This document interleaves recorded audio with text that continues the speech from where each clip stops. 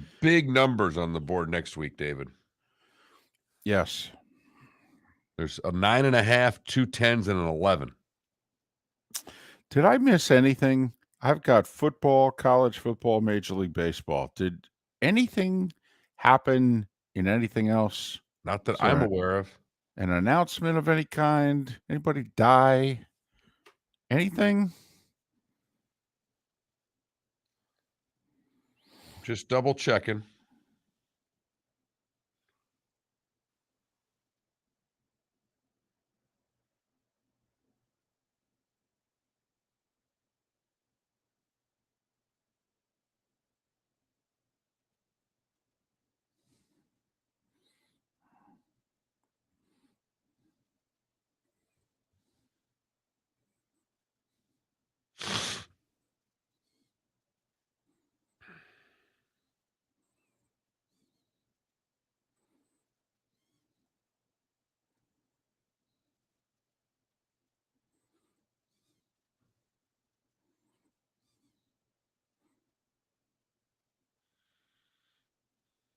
No, I'm not. I'm going through the headlines of everything here, David, and I see nothing.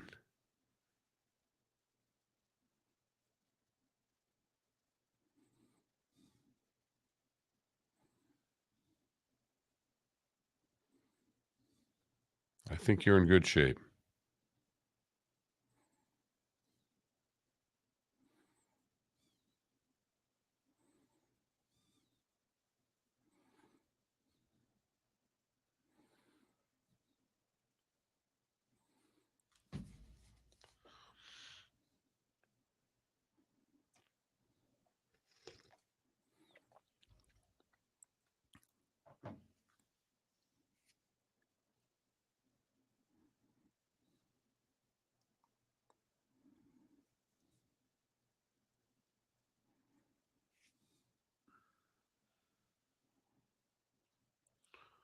Hey, when you do How the Heck Are You, don't pull the mic so far away.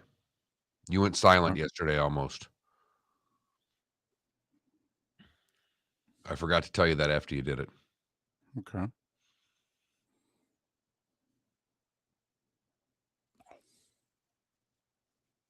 Not silent, but it gets really quiet would be a better way of saying it.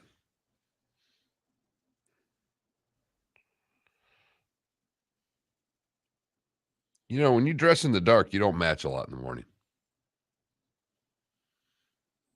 Hence the gray shorts and khaki t-shirt. They don't really look good together. Well, fortunately, nobody sees below the middle of your chest. No, I just looked down and went, Jesus, you look like a hobo. and then you're going to see 4 people today in the building. So how about me? Oh, I thought you were talking about. I can't see his face. I thought you were talking about him. No. Yeah, you're in your PJs No, right now. I said when you get dressed in the dark, sometimes you don't match. And I get dressed in the dark because I don't want to wake the wife up. Right. So it's grab the shorts that are on the floor and a t-shirt. And I thought I had the khaki shorts and I had the gray shorts. Yeah, Julie has put on different shoes before when she's trying not to.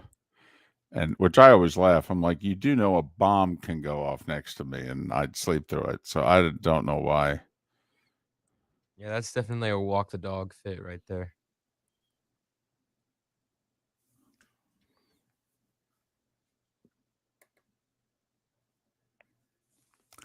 Yeah, Gino did look good, Paul.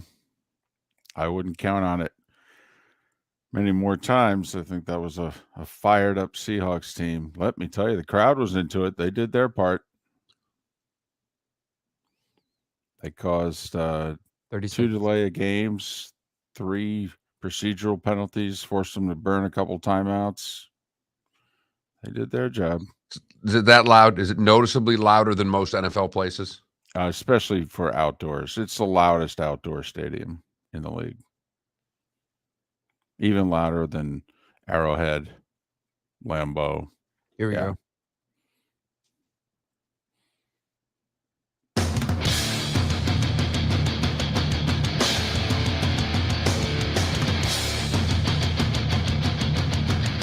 You are listening to Miller and Moulton, exclusively on the Florida Sports Network. And now, here's Mark Miller and David Moulton. Top of the morning to you. From coast to coast and corner to corner. How the heck are you, Miller and Moulton, on this Tuesday? Thanks so much for being with us. Florida Sports Network, floridasportsnetwork.com. I'm still in Seattle after a Monday night thriller.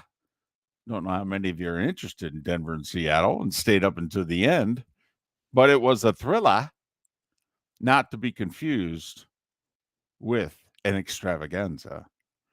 Mark, how the heck are you? I'm doing great this morning. How about yourself, David? I know it's a late night. It's going to be a late night, early mornings on these Monday, Tuesday exchanges. Well, but you know, like we've had an Oakland A's attendance level of 5,000 over under. My Monday night to Tuesday morning sleep limit's 4 hours. And for one of the rare times, I went over. Well, so when David and I, whether we are together or apart, it makes no difference. David sends out a little prep text, a little show prep text of who's on the show that day. And during football season, as we've explained, we kind of have priority appointment listening, so we kind of know what's going on. But I always judge David on the road by when I get the text. And I got it early this morning. And I was like, oh, he's ready. And I actually, for a moment, went, did he go to bed? Because it was earlier than normal when I saw the text this morning. So I was like, uh-oh. Maybe there was a big Monday night extravaganza after the game that David stuck around for. I sent you to the show text right before I went to sleep. So because I was going to try to get every precious minute I could. And so the booth now has a joke. They're like, Moulton, what time you setting the alarm? Every time we go west, they know, now that I've, got the morning show and what have you. So they go, what time you setting your alarm? And I go, guys, sleeping in 2:14. And Aikman just looks at me like, man, you got to get another job. And of course, I'm looking at him like, well, if you got another job. But yes, it was Thursday night for the last 4 years, and now it's Monday night. So, but hey, it beats working for a living. And the storyline played out. It was all about Russell Wilson, and the ball was in his hands in the final 4 minutes until his head coach took the ball out of his hands. It was the damnedest thing I've seen in a long time. That the coach decided a 64-yard field goal is a better play than. Which, by the way, that kick has been made twice in the history of the NFL. Prater made a 64-yarder, and Tucker there from the Ravens hit, 65-6 last year to beat the Lions? Right. So that's it. I mean, so in the history of the league, that field goal's been made twice. Meanwhile, 4th and 5. I mean, as KW, I believe, in our Twitch chat room just said, Broncos need a better analytics department to tell Nathaniel Hackett you're a little more likely to make a 4th and 5 than you are to kick the second longest field goal in NFL history. So it was a weird final minute, but Seattle holds on for the upset, Mark. And so, Bears beat the Niners, Seahawks beat the Broncos. We had a few in which we went, ooh, looky there. Almost had obviously a bunch more, or two more, with the Atlanta Saints game and the Texans and the Colts as well. So, well, Hackett tried to complete. I mean, we had a bunch of first-time coaches winning. Hackett couldn't complete that one last night as they dropped the game by 1. But, David, for the life of me, you spend all that money on the quarterback, and I think Hackett has a meeting this morning that he doesn't want. Like, I don't think it's a Scott Frost type meeting. I'm not trying to imply anything like that, but I do think he has to answer to his bosses this morning. Yeah. Yeah. He might have even had to answer before he got on the plane. Yeah, absolutely. I mean, Aikman said it and Buck repeated it twice. So you spent all these resources to get Russell Wilson, and you took the ball out of his hands in the final minute of the game. Not only that, on a field in which he has conducted how many comebacks? I mean, I think he leads the NFL in fourth quarter touchdown passes since he entered the league. It was remarkable that his coach did that. And you wonder in that division, David. I mean, you can't help but look at that game last night. And if you were to pick one game that is going to come back and really bite a team, we all believe that Seattle is a team that's going to be picking in the first 5 picks of the draft. And when you look back at this season and see where Denver ends up, you really have to wonder how big this game is going to be in that division, in that conference, of whether the Denver Broncos advance to the postseason. I mean, listen, Denver played very inspired, but how often are you going to force 2 turnovers on the 1-yard line or inside the one, even in the one case in which he was inches away from scraping the goal line? And obviously, that's going to happen probably never again. And they gave up like 400 plus yards, and yet they only gave up 16 points because the Broncos were 0 for 4 in the red zone. And Mark, we may have seen an example of Nathaniel Hackett was one of those coaches who did not play any of his regulars on offense in a preseason. And you know, now the Chiefs did play Mahomes and some of their guys for a little bit, but that, we've seen it work both ways.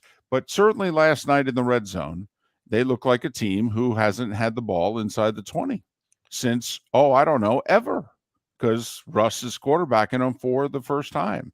And obviously they were going to get Seattle's best effort, and the whole deal was great drama.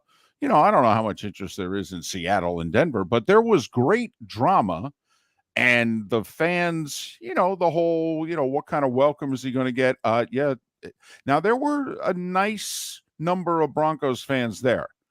And Mark, those were the only 3 jerseys except for 2 fat guys that I saw. Otherwise, everybody was basically wearing the 12. They were embracing themselves. This is who we're going to celebrate today. We're going to celebrate us. Good. That was the 80-90% jersey that you saw last night, was the 12 jersey in Seattle. And they were booing from an hour before the game when he ran out onto the field for warm-ups. Well, and the signs were 12 is greater than 3. That was the big sign that was in the stands and throughout the stadium last night that you were seeing on camera. And as you mentioned, there were not, I saw a couple on camera, a couple of the 3 jerseys that people had left over, but you're right. Overwhelmingly, it was the 12s, and the 3s that you were seeing were the Broncos 3s, and they had a decent amount of fans there. They did. They traveled very well.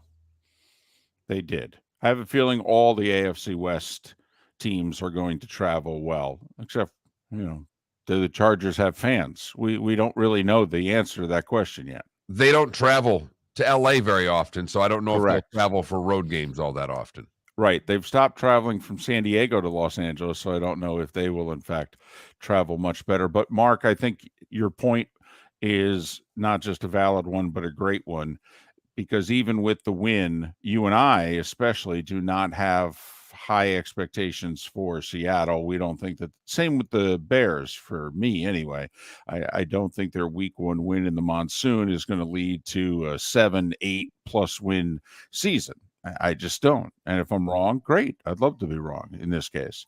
But we think Seattle's going to have a top 5 pick.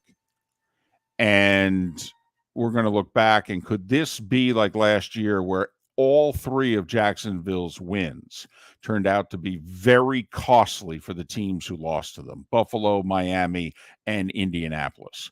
Cost the Dolphins a playoff berth, cost the Colts a playoff berth, cost Buffalo from hosting Kansas City, which likely would have meant they would have won that game, and then they would have hosted the AFC Championship game. And we're losing to Seattle, like those that will lose to Atlanta this year, will those be games that come back and haunt you? And it certainly seems that if the Broncos are going to try to make the postseason, that this game will be the one that will come back and haunt them when it is all said and done. Now, be it an NFC game for the Broncos, so it's not going to matter in tiebreakers when it gets to those type of situations, if that's the case. But nonetheless, every win's important in the AFC, and it looks like the Broncos certainly gave one away last night. But it was fun, and it was a terrific exclamation point to week 1 of the NFL. And for the record, For what it is worth, home teams went 6-9-1 week 1. Underdogs straight up. So underdogs winning. They went 6-9-1. And it did not matter, Mark, if you bet the favorites or you bet the dogs, because both ways went 8-8. Now, remember, at the end of the day, Carolina ended up being a slight favorite against Cleveland. Minnesota ended up being a slight favorite against Green Bay by kickoff. It wasn't that way Tuesday, Wednesday, but it was that way after the game. So maybe you could have bet certain ways where you went 10-6 or 6-10. But the final numbers were 8-8, 8-8. Vegas doesn't know what they're doing. No. I'm sorry, wait, hold on. If you listen closely, I believe that's another construction project underway. Yep. They seem to have this fair. It was funny yesterday. I didn't jump in the conversation, but I laughed because you and I have talked about this forever. I'm at gymnastics. I don't talk to a lot of people at gymnastics. I kind of just lean up against the wall and try to figure out where the hell my daughter is amongst the hundreds of kids running around that room.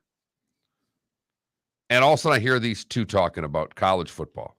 So my ears perk up. I'm not going to join the conversation. I just want to listen to what they're talking about.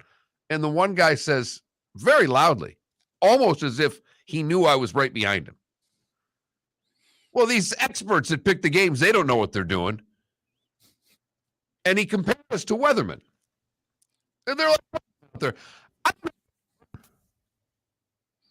I don't have any radar. I don't have 7 days of forecast to determine who's going to win. All I have is last year's information and a gut feeling. But it was almost as if he said, if you're going to, and he finished it with, if you're going to bet college football, you're going to lose a lot of money. Yeah, you are correct.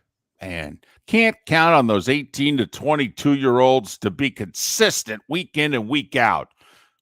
What's happening in this world? He blamed it all on fights between boyfriends and girlfriends among 18-year-olds. That's what we got to start studying, David. Really? Wow. It's going to take some in-depth reporting. Miller and Moulton, starting 25 minutes away on the Florida Sports Network. Miller and Moulton here for the Clutch Vodka Play of the Day. Mark, remember Nick Charles, Fred Hickman, the CNN Play of the Day? Yeah, CNN did a nightly sports show. That was a while ago. Yes, it was. Just work with me. Everyone liked the pod, the Play of the Day. So how about we have the Clutch Vodka Play of the Day? Sounds good. Fun. Smooth. Like Clutch Vodka. Listen weekday mornings for the Clutch Vodka Play of the Day. That's Clutch with a K. David Moulton for Napa, Napa Auto Parts, and Napa Filters. Insist on Napa filters for your vehicles, or if you're a do-it-yourselfer, only buy Napa filters. Napa has a filter for almost anything on earth that moves, whether it's motorcycles, foreign and domestic cars, vans, SUVs, earth-moving equipment. You get the idea. Napa Auto Parts, Napa filters. Insist on them for your vehicles, or if you're a do-it-yourselfer, only buy Napa filters. Golfers, are you bored of the same old driving range warm-up routine that's not getting you the results that you want on the course? Power up your golf swing by adding resistance bands to your range sessions with the Orange Whip Golf's Power Strap Kit. Featuring band attachments to your feet and hips, Power Strap resistance training will boost club head speed, increase power, improve flexibility, all with just a few swings. Buy a Power Strap Kit today. Go to orangewhipgolf.com and use code Miller10 to receive an additional 10% off the already great price of $119. Mark Miller for SWFL Golf Carts, or online, flgolfcarts.com. If you're looking for a golf cart, an e-bike, or an e-motorcycle, go visit Alex and the gang at SWFL Golf Carts. flgolfcarts.com online. Check out their whole inventory. If you're looking for a custom cart, they can take care of you. 2-seater, 4-seater, 6-seater, they've got you covered. E-bikes, nobody better for value and service. E-motorcycles, check them out. Again, flgolfcarts.com. flgolfcarts.com. You were listening to Miller and Moulton on the Florida Sports Network.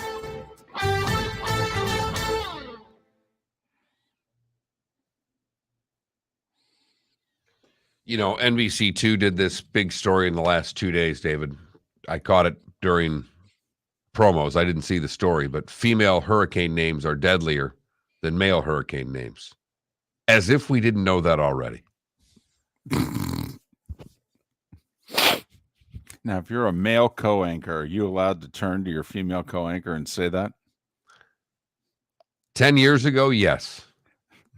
Could you imagine Severson during that story? Oh, my goodness. Oh, my goodness.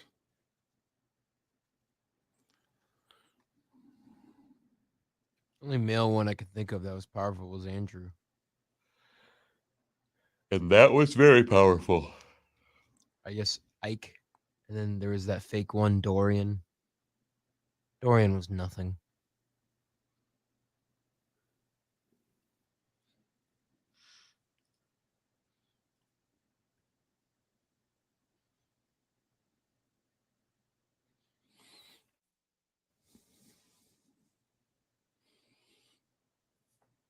Katrina will probably go down as the most impactful hurricane, but you could argue it's Andrew because Andrew changed hurricane codes in the country. So here's a little factoid for you. Back in the 1800s, storms were named after Catholic saints. Huh. Then the storms were labeled by the year, location, or day. For example, the 1935 Great Labor Day hurricane. Then during World War II, U.S. Army meteorologists named storms after their wives. That's fantastic. In the 50s, they became a formal naming system only using female names. And then in the 70s, we added male names. Wait a minute. We went a period where we only named them after women? Yeah. Wow, that's sexist. We What need isn't? to do this What- on air. What wasn't in the 50s? We need to do this on air. Yes. We need a poll question, though. We have 3 minutes for to get a poll question. goodness No, stop. sake. Don't act Seriously? like that. Yes. Serious? Yes. It's like we want to do this every day. Right now at this time. Shit. 4th and 7. Do you go to your Hall of Fame quarterback or There you go. 64-yard field goal? On 4th and 5, do you put the ball in the hands of your $240 million quarterback? Or do you attempt a 64-yard field goal?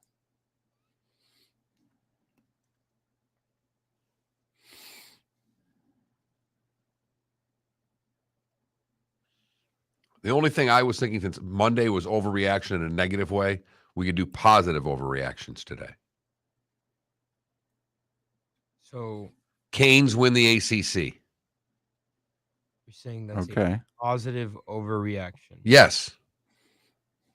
Okay, so what if I say Dolphins make the Win playoff. the East. Dolphins I win was the gonna say East. Dolphins win the East?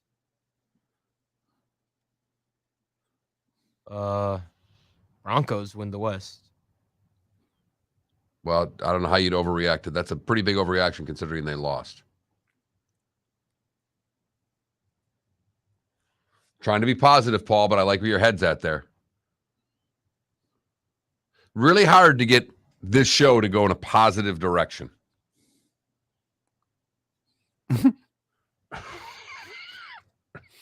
I will say we showed our individual true colors yesterday. You were the glass half full guy, and I was the glass half empty guy. Every single time we came to that fork in the road.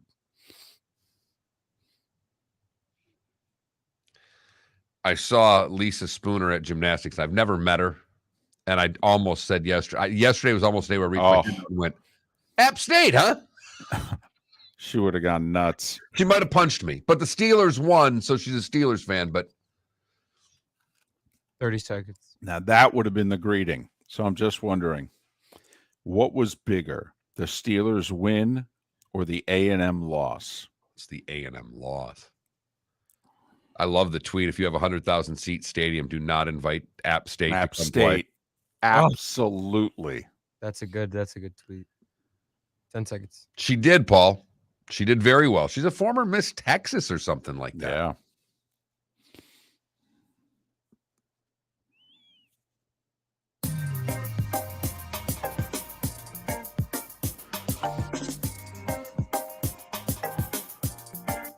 Welcome back to Miller and Moulton.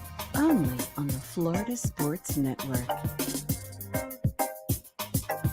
21 minutes past the hour, top of the morning to you. Miller and Moulton, Florida Sports Network, floridasportsnetwork.com. Still working on the poll question, quite frankly.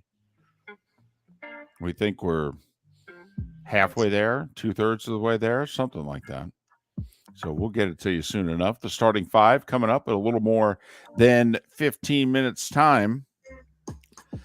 You know how we talk where certain markets, the media is kind of lame. They're soft. You know, you don't get hard questions if you're a coach. And usually the college markets are the lamest. They're the softest. Did you hear the questions that was asked of Jimbo Fisher at his little presser yesterday? Was a little uncomfortable. Hey, you know how we think. You get paid that much money, you got to sit there and answer the questions. And you know what? There are going to be times where some of them are uncomfortable. Suck it up, Buttercup. Answer the damn questions. And to Jimbo's credit, you know, he answered them in his accent quickly, because that's how he answers questions. And it's a genuine accent, not a Brian Kelly accent. It's genuine. But they went after him yesterday. And listen, now you look at their schedule. Miami coming to town, Arkansas on a neutral field. 2 weeks after that, Alabama. This season could derail quickly. Preseason number 6. Give me a break. Well, you and I hate preseason polls, although I give you a ton of credit. You called both A&M and Notre Dame overrated before the season began. Notre Dame tried to prove you wrong against Ohio State, playing reasonably well, having a good effort against the Buckeyes, who are considered one of the 3 best teams in the country. But then Marshall comes to town and proves you right, because the Thundering Herd took down the Fighting Irish. We're done. Yes, Thank we are. you. Jimbo. Thank you. Thank you, Felipe/Jimbo. But he was asked point blank, hey, you thinking about giving up play calling? And he goes, yeah, I could see that happening one day. And then a reporter just flat said, do you think your ego will allow you to give up play calling? Here we go. Okay. All right. Now the media has shown up to this one. Okay. Somebody from Houston made this press conference today, David. They drove all the way to College Station. They must have been covering the Texans for a couple of years and understood how to ask a real question. Right. Okay. Here we go. This isn't, texags.com here. Okay. Good. You know, he probably wanted to say, We're done. after that one, you know. To his credit, though, he answered the questions. He did. So I just thought I'd point that out there, that, you know, it's getting uncomfortable in some places early. And it should. Yes. That's what happens. This is a big money enterprise here. This is a serious situation. All right. You're going to treat it as this important. Well, then occasionally we should treat it as if it's this important also. And not only that, once again, it's not about the media. It's who we represent. You don't think Texas A&M fans aren't yelling that amongst themselves? You don't think they're looking up the offensive stats from the last? We were 86 last year. We're 103rd already this year. His pace of play has been too slow. Hell, when he was back at Florida State, come to think of it, why the hell did we want him so badly? They couldn't wait to get rid of him. And he won them a natty. How'd I do? I was really good. Thank you. It was really good. I'm not you. sure exactly where in the South you were from, but it worked. Me neither. Nope. I don't know. You were catty know, corner that's- from someone who did know where you were from. I know that much, David. I don't know if that was anywhere in the state of Texas, which you'd like to think it is because it's a really big state. I'd like to think there's a corner there somewhere for me, but who knows? So nothing like, making people uncomfortable. Well, he's getting paid enough to feel uncomfortable. That's for certain. And A&M, you and I are shocked that they're still in the top 25. They shouldn't be. They struggled against Stephen F. Austin, for crying out loud, lose to App State. I mean, you start playing the game along the way. App State's got a nice team, but they lost to North Carolina. North Carolina nearly got beat by Georgia State. No one's played a good football team in this little ball here. And the laziness of the pollsters is evident because they don't want to have to look up somebody that's won 2 games and see who they played to put them in their top 25. By the way, another, event, if you will, or circumstance at a press conference yesterday, Brian Kelly showed up a few minutes late, and he showed up with a $10 bill. Fantastic.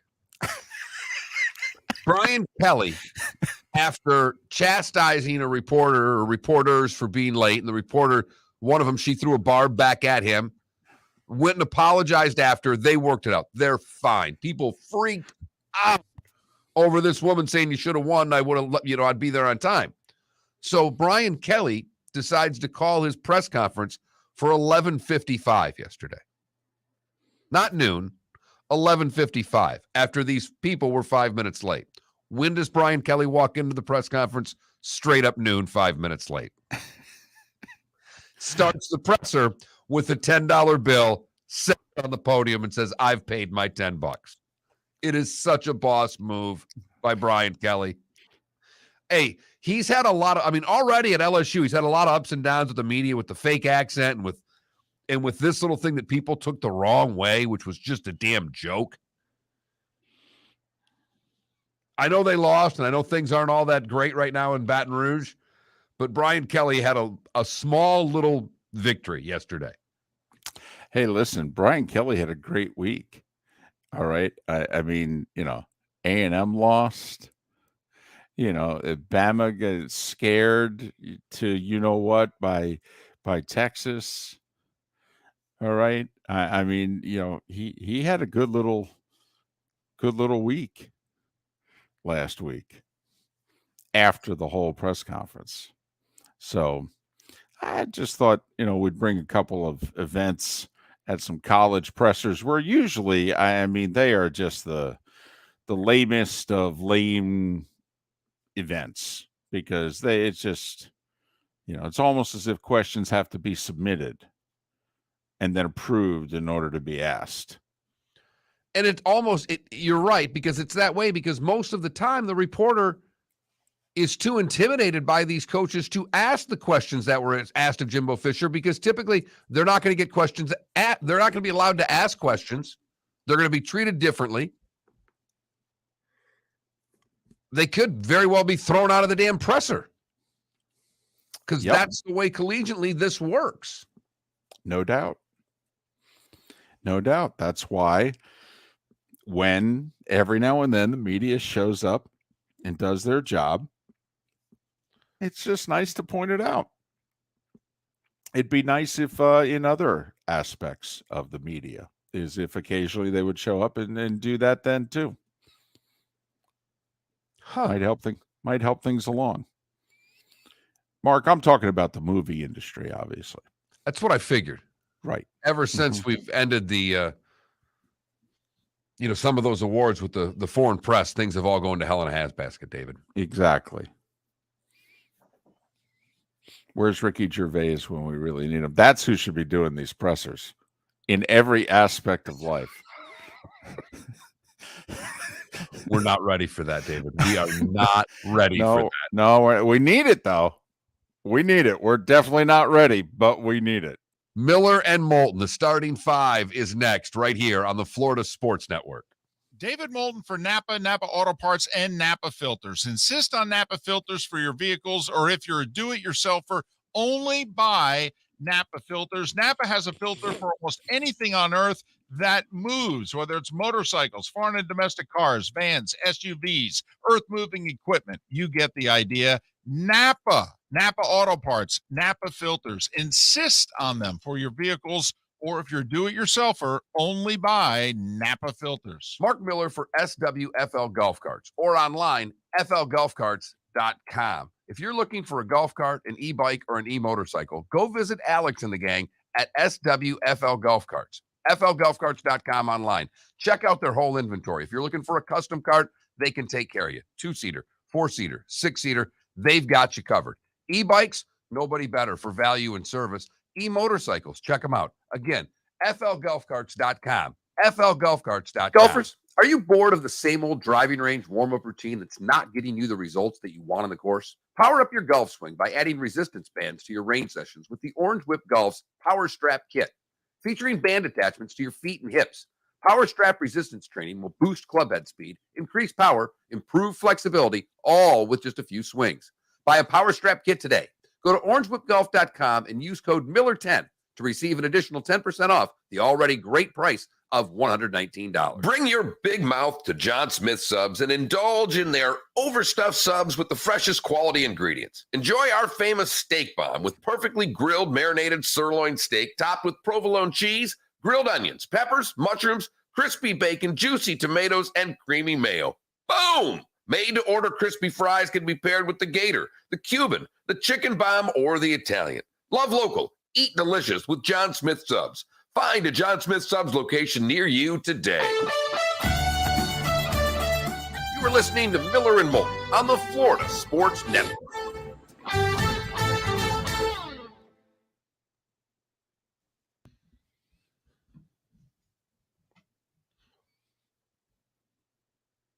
What four are you going with? Well, do you take the 3 Sun Belts and throw in an NFL one? Or do you do worst lost on Sunday, worst loss on,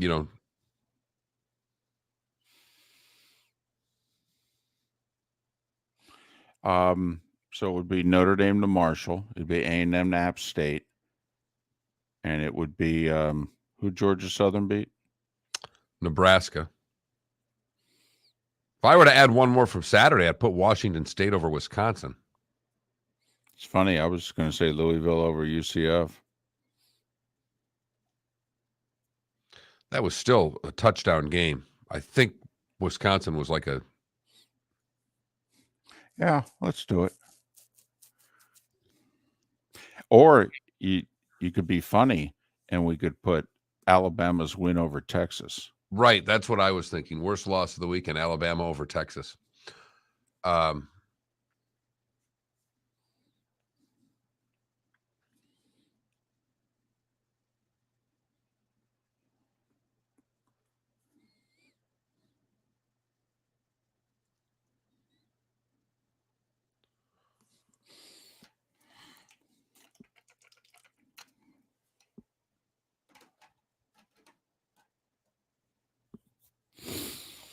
Whew.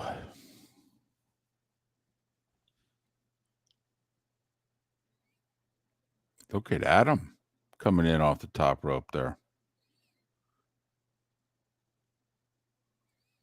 What are you trying to say, Adam?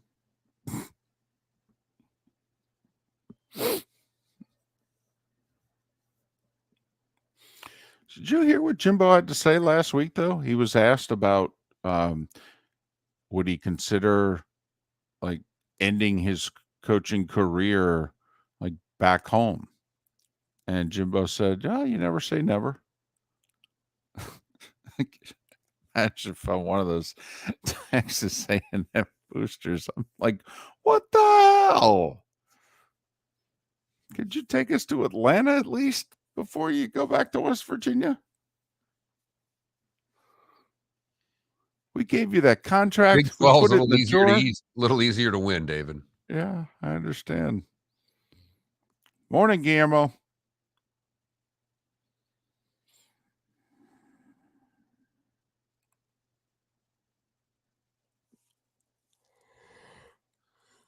Peyton did ask Eli when they were booing Russ pretty hard. He goes, "Do you you ever been booed personally? He's like, yeah. Yeah, in San Diego, I got booed personally. I actually think Eli asked Peyton, have you ever been booed personally? And Peyton's like, no. Because he came back with, you have, right? In San Diego. Oh, yeah.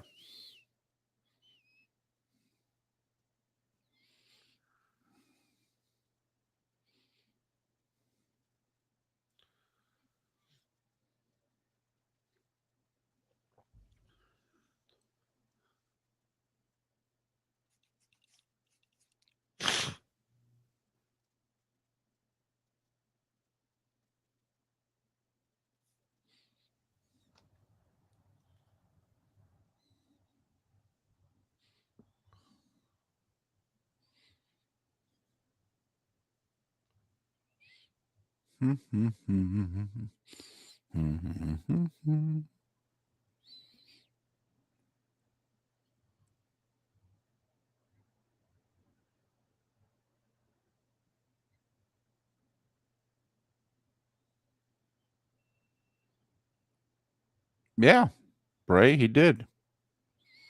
I don't think he can sustain it, but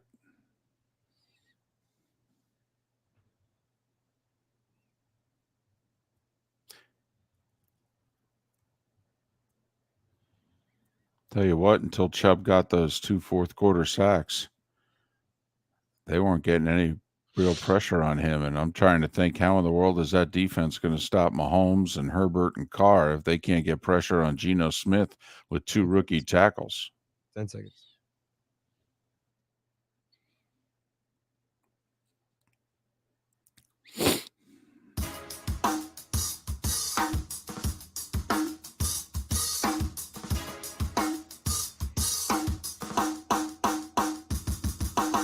Welcome back to Miller and Moulton, only on the Florida Sports Network. 22 minutes before the hour. Thanks so much for being with us. Miller and Moulton, Florida Sports Network, floridasportsnetwork.com. David Samson, 1 hour from now. Pat Kirwan in a little more than an hour. And our weekly check-in on the Gators, Kevin Brockway, longtime friend of the show. Went to Indianapolis, I believe. Now he's back. Kevin Brockway covering the Gators for Gannett will join us a couple hours from now. Still working on the poll question. In fact, I think we've changed course. You know, it is interesting, David, and I know you got to get to that starting 5 thing you do, but I thought, and I could be wrong, because yesterday we had kind of a negative poll question. Right. And I said, let's try to do something positive today. And I came up with a couple ideas. And at the start of the last break, you just looked at me very matter-of-factly and went, I like that worst loss of the weekend poll question. Yep. It's a positive. Whatever. I mean, teams are supposed to win, right? Just come on. Half of them. It's focus. No. They're all supposed to win. See, that's the beauty of fans. They don't understand that actually, it's hard to win, and sometimes you lose. I mean, just this question, worst loss of the weekend. We couldn't even go with best win of the weekend. We could. There's always tomorrow, Mark. And remember, we're a morning show. We haven't even gotten over the hump yet. So we could still be looking back. Just saying. Time now for The Starting 5. 5 stories you need to know. It's the Starting 5 on Miller and Moulton. Here's number 1. Well, if you were into the storyline, the game lived up to all of it. Russell Wilson was booed vociferously from pregame warmups. I mean, booed loudly when he came out as one of the captains for the coin toss, for goodness sakes. Have to admit, been around crowds that, hey, we're here to boo you. Don't know if I've ever heard anybody booed as loudly for the coin toss before. And the fans played a role. They forced multiple procedure penalties, delay of games, some timeouts to be burned. And at the end, Denver's failure in the red zone and then some dubious coaching decisions in the final minute. You add it all up, Geno Smith played really well, and the Seahawks held on to beat Denver 17-16. Broncos 0 for 4 in the red zone, 2 fumbles at or inside the 1-yard line, 1 on 4th down, 1 on 3rd down. Needless to say, cost them tremendously. In the final minute, Denver completes a pass with exactly a minute to go. They have 3 timeouts. They complete the pass across midfield to the 46-yard line. So it's a 64-yard field goal, or it's 4th and 5. The offense is left on the field. They're lining up in a formation. They look disheveled. And with 1 second left on the play clock, Russell Wilson calls timeout, having let all 39 seconds run down. The first-time head coach and the Hall of Fame quarterback, neither one calling timeout. During the timeout, the coach, who had indicated that he was leaving Russ on the field, takes Russ and the offense off to send out his kicker for a 64-yard field goal. A kick that has been made twice in the history of the league. So 64-yard field goal or 4th and 5 with Russell Wilson having the ball in his hands. You make the head coaching decision. There's a good chance you would have made a better one than Nathaniel Hackett did last night. Kick had the distance, but was just a little wide left. Seattle holds on 17-16. Denver hosts Houston next week. Seattle is at San Francisco. Seattle did lose Jamal Adams early in the game to what Pete Carroll described as a, quote, serious, unquote, quad injury. And Mark, Monday is certainly injury day in the NFL. TJ Watt. The consensus is it's at least a slightly torn pec. They don't know if it's going to require surgery. If so, he's likely done for the year. If they think it's something that can heal back up to a certain point, put on a harness, then maybe he can play sometime in November. He's going for more medical opinions today. Dak had his right thumb surgery yesterday, Mark. He's out 6 to 8 weeks. Can Cooper Rush keep Dallas afloat the way that Jacoby Brissett is being asked to keep Cleveland afloat? Cooper Rush. He did have a decent performance filling in for Dak last year in Minnesota against the Vikings defense that was bottom 5 in the league. 49ers lose running back Elijah Mitchell for 2 months with a sprained right MCL. Eagles lose defensive end Derek Barnett for the year with a torn ACL. And the Ravens, good thing they have depth at corner because they lost Kyle Fuller to a torn right ACL yesterday. That happened late in the fourth quarter against the Jets. They also lost left tackle Jawan James to a torn ACL as well. Remember, who did the Ravens play this Sunday? The Dolphins. And they're going to play with some young corners. Marcus Peters still on the recovery from his torn Achilles last year. You lose Kyle Fuller. So Mike McDaniel and Tua with those receivers, there are going to be some young guys in the secondary for them to potentially exploit. College football news. We talked about this a moment ago. Jimbo Fisher admitted in time he would consider relinquishing play calling duties. Aggies 103rd nationally in total offense. They had just 9 first downs and 186 yards of offense at home against App State. Didn't North Carolina score like 312 points the week before against App State? Yes. Okay. Yes. Game was in the 60s, David. That's what I thought. Wasn't it like a 42-point fourth quarter? Well, the App State scored 42 in the fourth quarter, but North Carolina scored throughout the entire game at ease. Right. With ease. 186 total yards of offense. against that same defense. Right. Well, it's adjustments, Mark. I'm sure the coaching staff and the players, they made some adjustments. Jimbo also said that a quarterback change is possible. We mentioned all this Texas A&M news because, well, they're hosting the Canes and are somehow 6-point favorites. I mean, well, Vegas is smarter than us, but I don't know. It just doesn't add up. Notre Dame lost their quarterback, Tyler Buchner, for the season with a left shoulder injury. They're 0-2, and they host 2-0 Cal this week.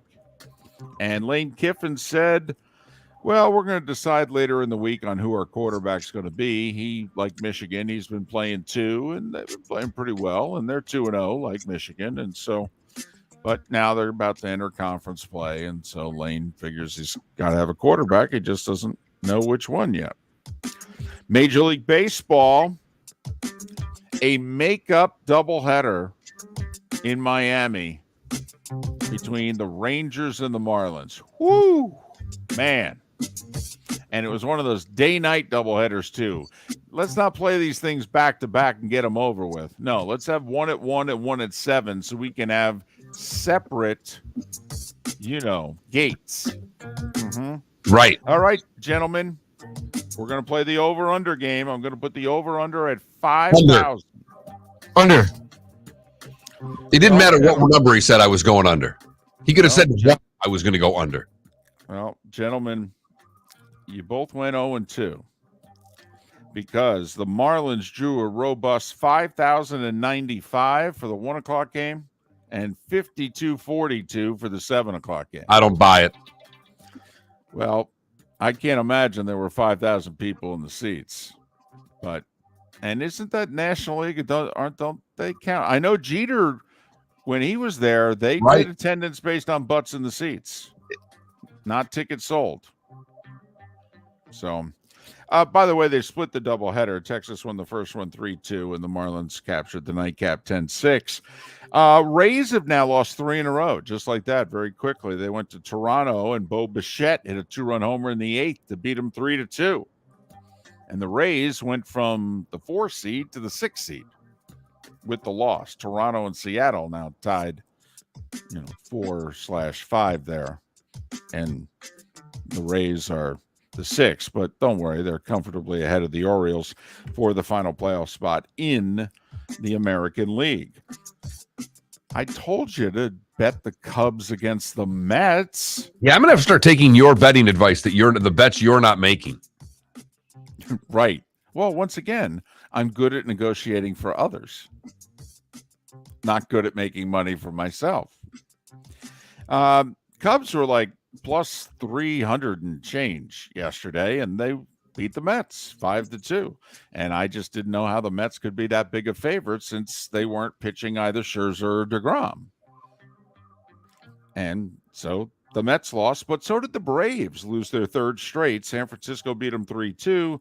So the Mets are still a game and a half up, only 1 in the loss column. Mets with 20 to play, the Braves with 19. Cleveland beat the Angels 5-4, but Mike Trout has homered in 7 consecutive games. The Major League record is 8. So Trout tonight with a chance to make more history, 7 consecutive games. Imagine if they were good, how much fun this would be. I know. And imagine, he's got like 34 home runs. Imagine if he hadn't missed a month. Pittsburgh beat Cincinnati 6-3. The Astros' magic number is 10. They beat Detroit 7-0. And the Dodgers, their magic number is 1 to clinch the West. Their magic number is 9 to clinch the 1 seed. 6-0 over Arizona. The Dodgers victorious. And that's it. In mid-September, that was the Starting 5 every weekday morning at this time on Miller and Moulton. 9 baseball games and a football game. That's what we had last night. we don't have Tuesday night action to talk about for another couple months. So NBA, NHL, I think NHL training camp's just about ready to get underway. NBA going to wait another couple of weeks. So it's that time of year, baby. We'll get a poll question up during the break. I think we've got it determined. Full of positivity, the poll question once again on this show. Yeah, well, that's kind of our mantra. It really is. Yep. Miller and Moulton. Got a problem with that? We may have a new shirt. Ah, boy. Would have made a lot of money on those shirts that we've suggested over Probably the years. $60, $70. Well, for us, Mark, that's a lot of money. But a big raise, David, would have been a big raise, no doubt. I mean, $60-$70 per shirt. I mean, with all the shirt ideas that we had, you and I would have been splitting up maybe $200-$300 there. I think we could have afforded lunch somewhere. I mean, nothing too pricey, but I think we could have pulled it off. That I don't know where you're gonna go shirt would have worked. Yeah, that's true. We might have sold a few of those. Where are you gonna go? Miller and Moulton. I am curious how many people watched Monday Night Football last night or watched the Manning cast. And you know me, I watch the Manning cast over the game because by the time Monday comes, I've watched enough play-by-play football. I need something a little lighter. But their guest list wasn't great last night. And also, you've said, and I believe the research backs you up, that you are the normal viewer, that if you're into the game, you watch the game broadcast. If it's just a game that is on and, well, I'm going to put it on because it's a football game, then you're more inclined to watch the Manning cast. I will say, what is it, 2 weeks away? You guys get the Giants in Dallas. That should be a hell of a game. Hey, listen. First off, it could be the 2-0 Giants against the 0-2 Cowboys. What in the world were the odds on that 3 days ago? Look at you selling it. That's the positivity I'm talking about. It's just oozing out. The 2-0 Giants. Look at you. I don't believe it. I think they're going to be 1-1, but it's possible, I guess. See, this is where, as a fan, it's tough to not cannonball into the deep end because they got Carolina, Dallas, and Chicago in their next 3 games. It's real easy to get drunk and stupid with the remaining schedule. Miller and Moulton here for the Clutch Vodka Play of the Day. Mark, remember Nick Charles, Fred Hickman, the CNN Play of the Day? Yeah, CNN did a nightly sports show. That was a while ago. Yes, it was. Just work with me. Everyone liked the pod, the Play of the Day. So how about we have the Clutch Vodka Play of the Day? Sounds good. Fun. Smooth. Like Clutch Vodka. Listen weekday mornings for the Clutch Vodka Play of the Day. That's Clutch with a K. Golfers, are you bored of the same old driving range warm-up routine that's not getting you the results that you want on the course? Power up your golf swing by adding resistance bands to your range sessions with the Orange Whip Golf's Power Strap Kit. Featuring band attachments to your feet and hips, Power Strap resistance training will boost club head speed, increase power, improve flexibility, all with just a few swings. Buy a Power Strap Kit today. Go to orangewhipgolf.com and use code Miller10 to receive an additional 10% off the already great price of $119. David Moulton for Napa, Napa Auto Parts, and Napa Filters. Insist on Napa filters for your vehicles, or if you're a do-it-yourselfer, only buy Napa filters. Napa has a filter for almost anything on earth that moves, whether it's motorcycles, foreign and domestic cars, vans, SUVs, earth-moving equipment. You get the idea. Napa Auto Parts, Napa filters. Insist on them for your vehicles, or if you're a do-it-yourselfer, only buy Napa filters. Mark Miller for SWFL Golf Carts, or online, flgolfcarts.com. If you're looking for a golf cart, an e-bike, or an e-motorcycle, go visit Alex and the gang at SWFL Golf Carts. flgolfcarts.com online. Check out their whole inventory. If you're looking for a custom cart, they can take care of you. 2-seater, 4-seater, 6-seater, they've got you covered. E-bikes, nobody better for value and service. E-motorcycles, check them out. Again, flgolfcarts.com. flgolfcarts.com. Bring your big mouth to John Smith Subs and indulge in their overstuffed subs with the freshest quality ingredients. Enjoy our famous steak bomb with perfectly grilled marinated sirloin steak topped with provolone cheese, grilled onions, peppers, mushrooms, crispy bacon, juicy tomatoes, and creamy mayo. Boom! Made-to-order crispy fries can be paired with the Gator, the Cuban, the Chicken Bomb, or the Italian. Love local. Eat delicious with John Smith Subs. Find a John Smith Subs location near you today. Golfers, are you bored of the same old driving range warm-up routine that's not getting you the results that you want on the course? Power up your golf swing by adding resistance bands to your range sessions with the Orange Whip Golf's Power Strap Kit. Featuring band attachments to your feet and hips, Power Strap resistance training will boost clubhead speed, increase power, improve flexibility, all with just a few swings. Buy a Power Strap Kit today. Go to orangewhipgolf.com and use code Miller10 to receive an additional 10% off the already great price of $119. You are listening to Miller and Moulton on the Florida Sports Network.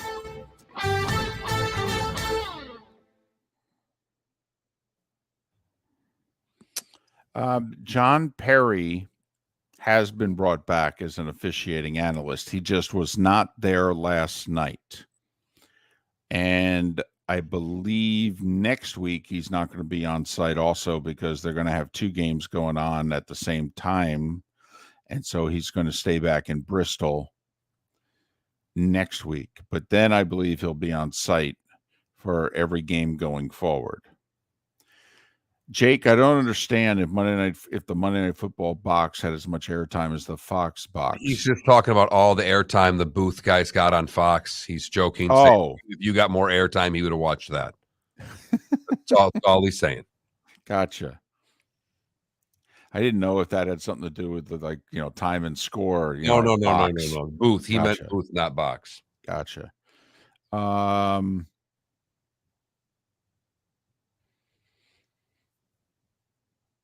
Yeah, it was a crazy end to the game.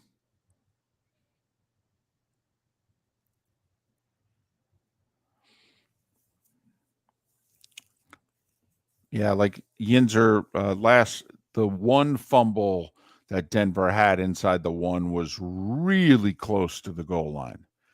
And so it was ruled a fumble on the field, and Perry was brought in during that whole sequence, but he was just brought in, from afar. He lives in Southwest Florida, by the way. Who's that?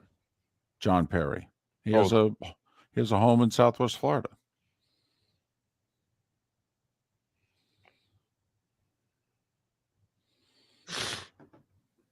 Okay, so these four games I've got.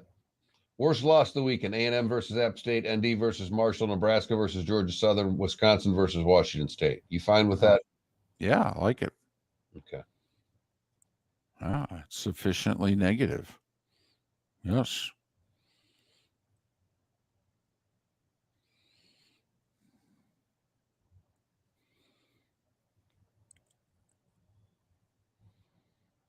Last time the Giants were ever above 500 at any point in the season prior to today was 2016. Correct. It was Ben McAdoo's first year as coach. They went to the playoffs and won their opener in 6 years. I don't think they want to cancel them, Heckle. I think it's more about the security. As someone mentioned earlier, they don't have any security for these games because of all the stuff they need for the funeral and everything going on with the Queen. So I don't really think they want to cancel them. I don't think they have a choice. Well, it's not like you need security at a European soccer match. I mean, what's ever going to break out at one of those? Well, you're not far off, Yinzer.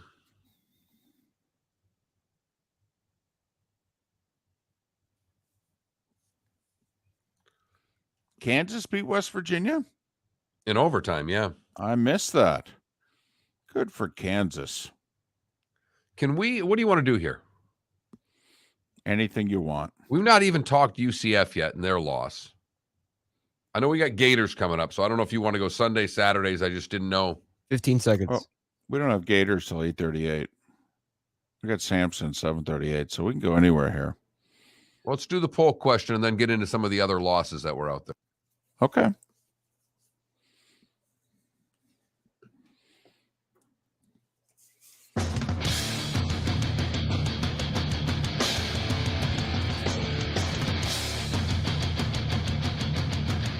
You are listening to Miller and Moulton, exclusively on the Florida Sports Network.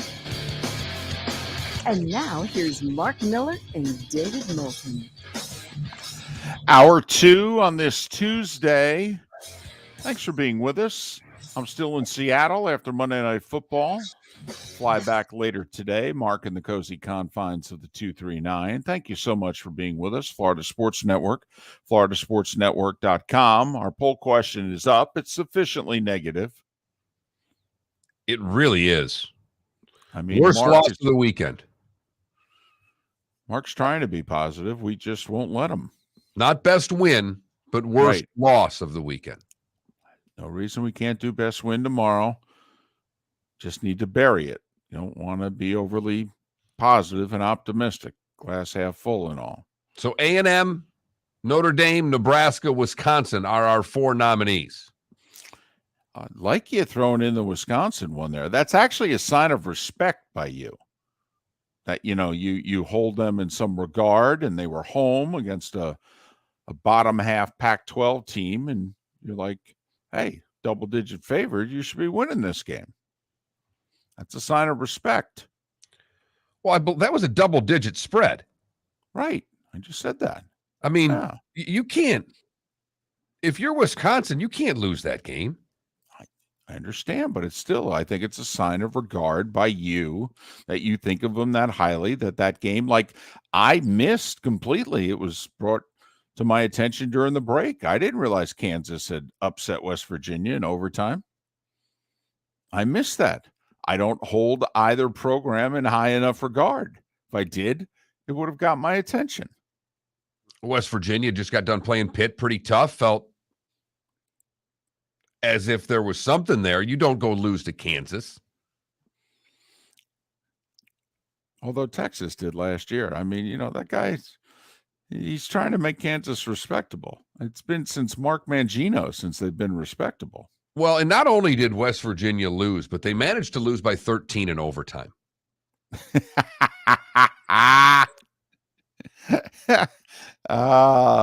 That's funny. That's tough to do. It's one of the harder things to do in sports today. It really is. I wonder if an over/under was no, because it was 97 no? total. So I'm pretty sure that they had pretty much taken care of those numbers long before that. That's funny. So we're looking for what was the worst win. By the way, what on this list? What? Where do you go? Worst loss. Where do you go? Well, I know that Nebraska and but I'd go Notre Dame. I'd go Notre Dame at home. Okay. I'm sorry. That's a game you absolutely have to win. Not only that, the home opener for the new coach and all that. And clearly they have problems on offense. It's one thing to struggle against Ohio State. It's another thing to struggle at home against Marshall. And while I don't disagree with a word that you said, I have to go A&M. They were ranked 6th in the country. And they lost to an App State team that gave up over 60 the week before to North Carolina. And to not get to 20 against Appalachian State after what North Carolina did the week before is as embarrassing as it gets. If you're an SEC program and you have all these recruits and you're supposed to have all this momentum going forward, it's, hey, you could flip a coin at which one's worse, David. I'm going to pick A&M. Well, this is one of those, I don't know if there's a wrong answer because they were all bad. All bad. And all worse than any of the Sunday losses, which is saying something. Now, I will say the Saints and Colts were trying really hard to make the list. And I wanted to be sarcastic enough to put the Colts as the 4th choice, even though they tied. We almost put Alabama as the 4th choice. Exactly. And that's just because I saw the SEC shorts yesterday, which was hysterical. And if you haven't seen it, you should watch it. But so that's our poll question. at that Mark Miller. I'll retweet it here. Give me a minute. At the David Moulton and at floridasportsnetwork.com. That's our poll question. Worst loss of the weekend. A&M, Notre Dame, Nebraska, Wisconsin. You talked about nominating one on here that I poo-pooed you on just a little bit. You wanted to put UCF on there. I did. Now, granted, I'm a little bitter. I bet them. You know, they were part of my Fantastic Five, and even though I had a winning week, you know, I hated going into the weekend 0-1. And listen, Gus can coach. He can recruit. I mean, come on. He beat Nick in Alabama 3 times. All right. He was offensive coordinator on a national championship team. He was head coach of a team that played for the national championship. All right. I mean, there's no part of me that doesn't think that Gus Malzahn has suddenly lost it to the point where he can't do the job. But that was disappointing. I think gotta that's be the honest. perfect word for it. UCF always now has lofty expectations. And even though you've got a couple of years left in the AAC here, I think we all start looking at UCF as, okay, you're a Big 12 team. You raised the bar for yourself. And Louisville just got done losing to Syracuse the week before. Now, I do think that some of us, and by some of us, I mean me, did fall victim to Overreaction Monday, only the college version, because Louisville threw up a stinker. But what had people like me been saying about the ACC this year? It's a lot saltier. All right. And that there are very few easy W's in that conference this year and plenty of tough teams. And we thought Louisville was one of the saltier teams that was going to kind of, you know, get to a certain level this year and let you know, hey, we got things going in the right direction. And then they were lousy in getting whooped up at Syracuse. And so people like me forgot all that stuff that we had come to the conclusion of leading into September. And so we're like, oh, well, hell, Louisville sucks. And, you know, you got to take UCF and lay the points. And at the end of the day, Louisville doesn't suck. And UCF needs to play better than that. Louisville and Florida State this Friday night. Florida State going with all white unis, white helmets, white on white. Don't get me started with the white helmets. I don't understand. You want to do something with your uniforms. I don't like it, but okay, fine. Why in the world? Honestly, if I was an athletic director, I'd say you change our helmet, you're fired. You ever go out there without our helmet, you're fired. I don't ever want to see us on TV and for a split second wonder, who is that playing Louisville? Ever. Besides, we're not going to get the 5-star recruits. We don't have enough NIL money. Okay. Stop it with the whole jerseys and helmet thing. That doesn't mean squat. We'll give away. In fact, we'll give all the free swag away when they come on the recruiting trip. That doesn't mean we have to wear it. For goodness sakes, what are our colors? They're garnet and gold. What are we wearing Friday? All white. White? What part of garnet and gold is white?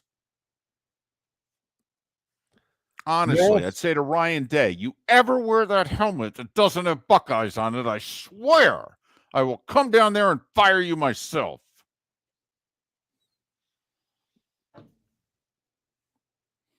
All right, that's my old man moment of the show. Florida State's a 2.5-point favorite, by the way. Just early lines. That one surprised the hell out of me when I saw it, for what it's worth.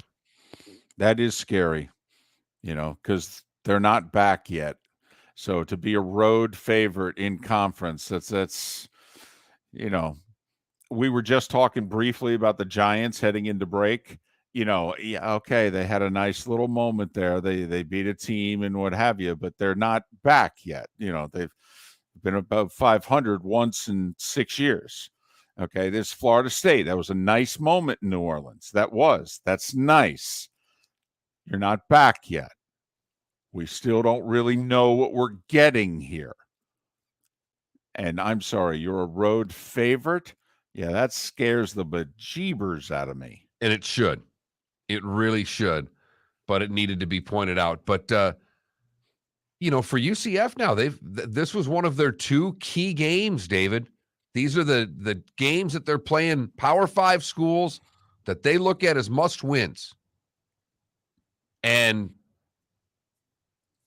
they can recover. They can still win the AAC. They're one of 4 teams that's considered to be at the upper echelon of that conference. So I'm not worried about them in conference play. But you look at the way Cincinnati performed in a loss at Arkansas, and that looks like a more complete team at this point right now than what we saw out of UCF on Friday night.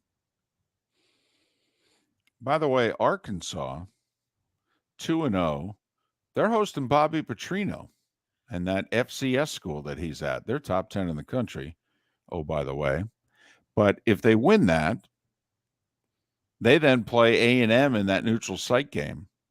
We mentioned it for A&M, that loss. And now you got Miami, Arkansas, and 2 weeks after that, at Alabama. I mean, this can get away from you pretty quickly. But Arkansas, Mark, they beat the FCS school, and they win the neutral site game against A&M, which right now you'd have to pick them. They're 4-0 hosting Alabama. Just saying. Absolutely. And they got a quarterback, and they played them really tough in losing a 1-score game at Tuscaloosa last year. They're not going to be intimidated on the line of scrimmage by anybody in the SEC. They feel that they can pound with anybody. Doesn't mean that they think they're the best team in the SEC, but they think at the line of scrimmage they can line up and play against anyone and hold their own. And they love him. Oh, how can you not love Sam Pittman?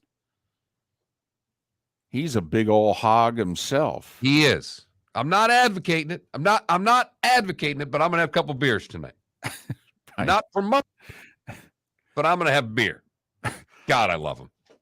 Did you see him at the presser yesterday? He's talking about Bobby Petrino, and then he's like, yeah, the FCS, FBS, what are they? FCS. So that means we're FBS? Hell, I don't even know what we are. Golfers, are you bored of the same old driving range warm-up routine that's not getting you the results that you want on the course? Power up your golf swing by adding resistance bands to your range sessions with the Orange Whip Golf's Power Strap Kit. Featuring band attachments to your feet and hips, Power Strap resistance training will boost club head speed, increase power, improve flexibility, all with just a few swings. Buy a Power Strap Kit today. Go to orangewhipgolf.com and use code Miller10 to receive an additional 10% off the already great price of $119. David Moulton for Napa Auto Parts, and Napa Filters. Insist on Napa filters for your vehicles, or if you're a do-it-yourselfer, only buy Napa filters. Napa has a filter for almost anything on earth that moves, whether it's motorcycles, foreign and domestic cars, vans, SUVs, earth-moving equipment. You get the idea. Napa Auto Parts, Napa filters. Insist on them for your vehicles, or if you're do-it-yourselfer, only buy Napa filters. Miller and Moulton here for the Clutch Vodka Play of the Day. Mark, remember Nick Charles, Fred Hickman, the CNN Play of the Day? Yeah, CNN did a nightly sports show. That was a while ago. Yes, it was. Just work with me. Everyone liked the pod, the Play of the Day. So how about we have the Clutch Vodka Play of the Day? Sounds good. Fun. Smooth.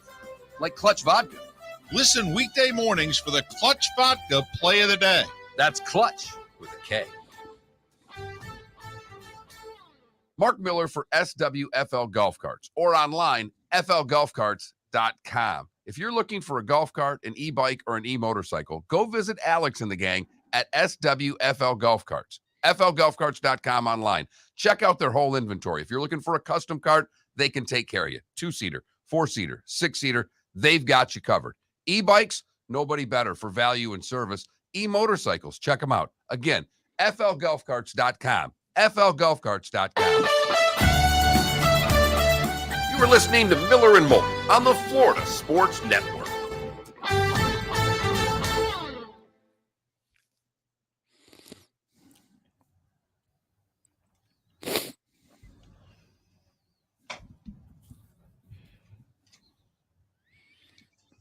No, they did not, DC.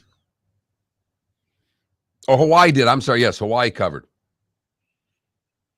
Hawaii covered. Arkansas State covered. Yeah, most of the big numbers got covered by the underdog. In fact, didn't only one top 10 team cover last week? Philly, Thought I saw. what do you want to do for the play of the day? Well, I don't know. If you can find it, Trout's homer 7th straight game. Well, our producer just left.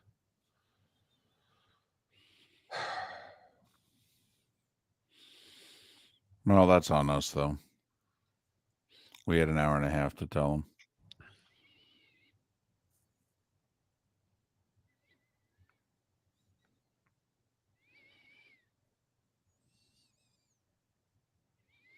He does make his coffee run during this hour.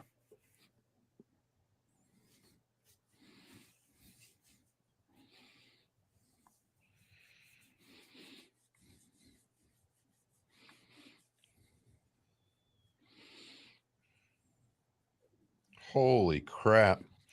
So there's, like on an Excel spreadsheet, David, there's 1, 2, 3, 4 full pages of entries into the Suicide League. One whole page is done. Was that San Francisco or was it Denver? Yes. Indianapolis, Denver, San Francisco. I'm sorry. Two whole pages of the 4 are done. 2 whole pages are done, and part of the 3rd. I mean, there were 3 people at Carolina. A bunch of people had Cincinnati, like 10, 12. Few more had Denver. Some idiot took Houston. Don't ask me why. Wow. Yeah, a bunch had Indy. One had the Rams. Few had the 49ers, and a bunch had Tennessee. There's $4,700 for winning this thing. And half the field went away week 1. Well, that's kind of nice. And I'm not taking the Rams this week. I don't know what you think, but Well, there's a bunch of big spreads. I know, but I don't like the Rams. They're playing Who the they playing? Falcons. The Falcons. Where? I think it's LA. And you don't like the Rams? Oh.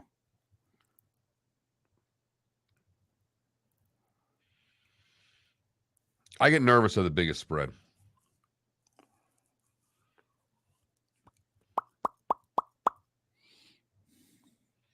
Yeah, you've got big spreads this week. Rams are 11 over the Falcons. Niners are 8.5 over the Seahawks. Broncos are 10 over the Texans. Bengals are 7 over the Cowboys. Packers are 9.5. Bills are 10.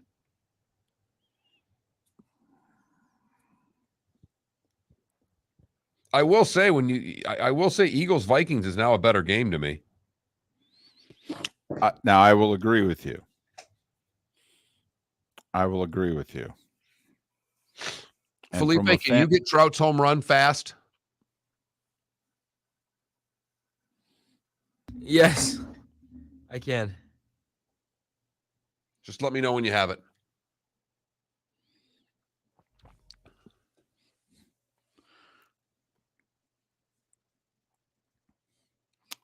Did you get the info about Clutch? Yes.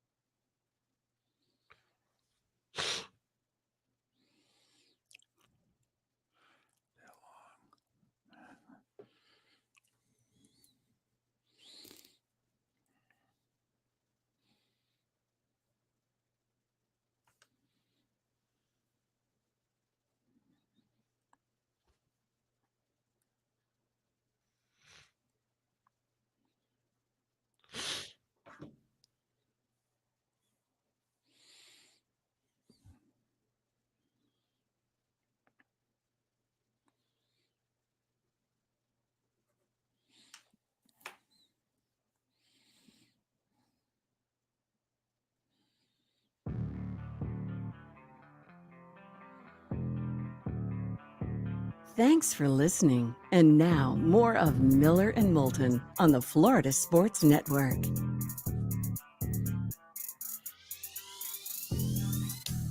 21 minutes past the hour. Thanks so much for being with us. Hope your week got off to a good start yesterday. We are Miller and Moulton here on the Florida Sports Network, floridasportsnetwork.com. David Samson to talk all things baseball. And occasionally we throw in a little bit of life in pursuit of happiness as well. David Samson in a little more than 15 minutes time. Our poll question, continuing the negativity that, drives this show. I mean, we could go with best win of the weekend, but instead, whatever. You're supposed to win, right? So worst loss of the weekend. We had a lot of them just from the Sun Belt alone. So Notre Dame, Texas A&M, Nebraska, and Wisconsin as a nice double-digit home favorite, losing to Washington State. So there, it's our poll question.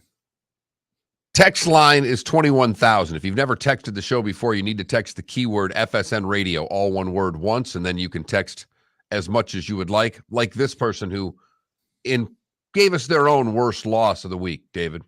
Okay. The Queen, when Meghan pays her last respects. Wow. Although supposedly the Queen liked her. A few people nominated the Gators for worst loss. Ooh, come on now.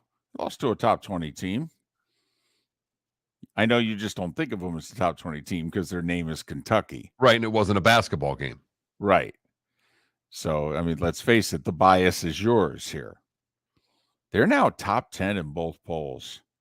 That's got to scare you a little bit if you're a Kentucky fan. You've got to be looking around going, is that us?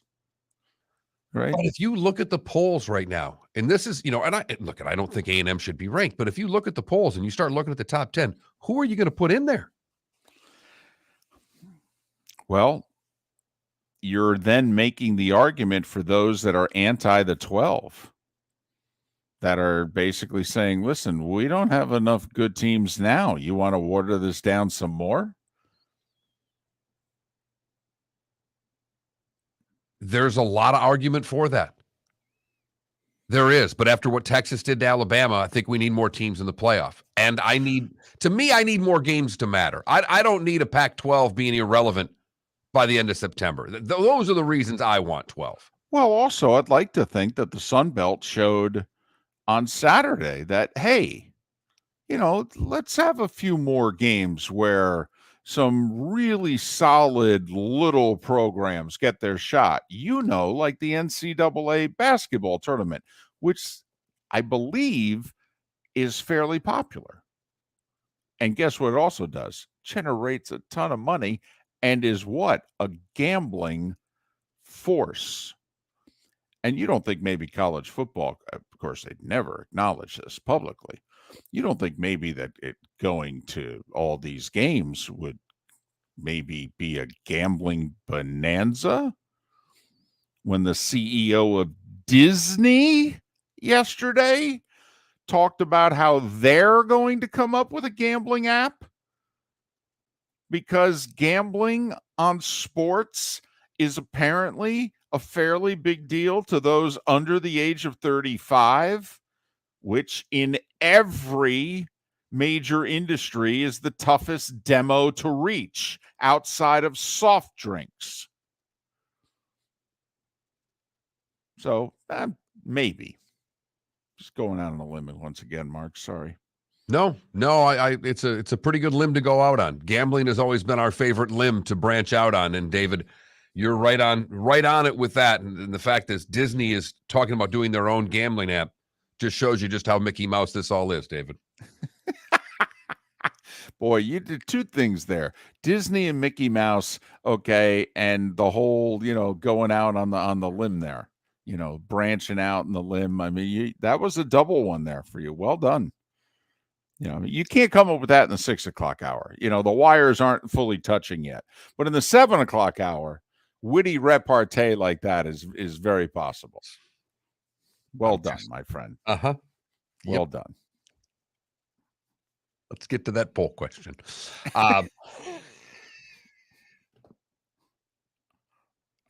Couple of the other text on there that we got this morning, David, is one, we do have we have one listener who anytime we bring up golf tells us we should never bring up golf again on the show because we know nothing about it. But whoa, hold on now. You may not like our opinions on it, but we actually know a lot about golf. We don't know anything about golf. That's not true.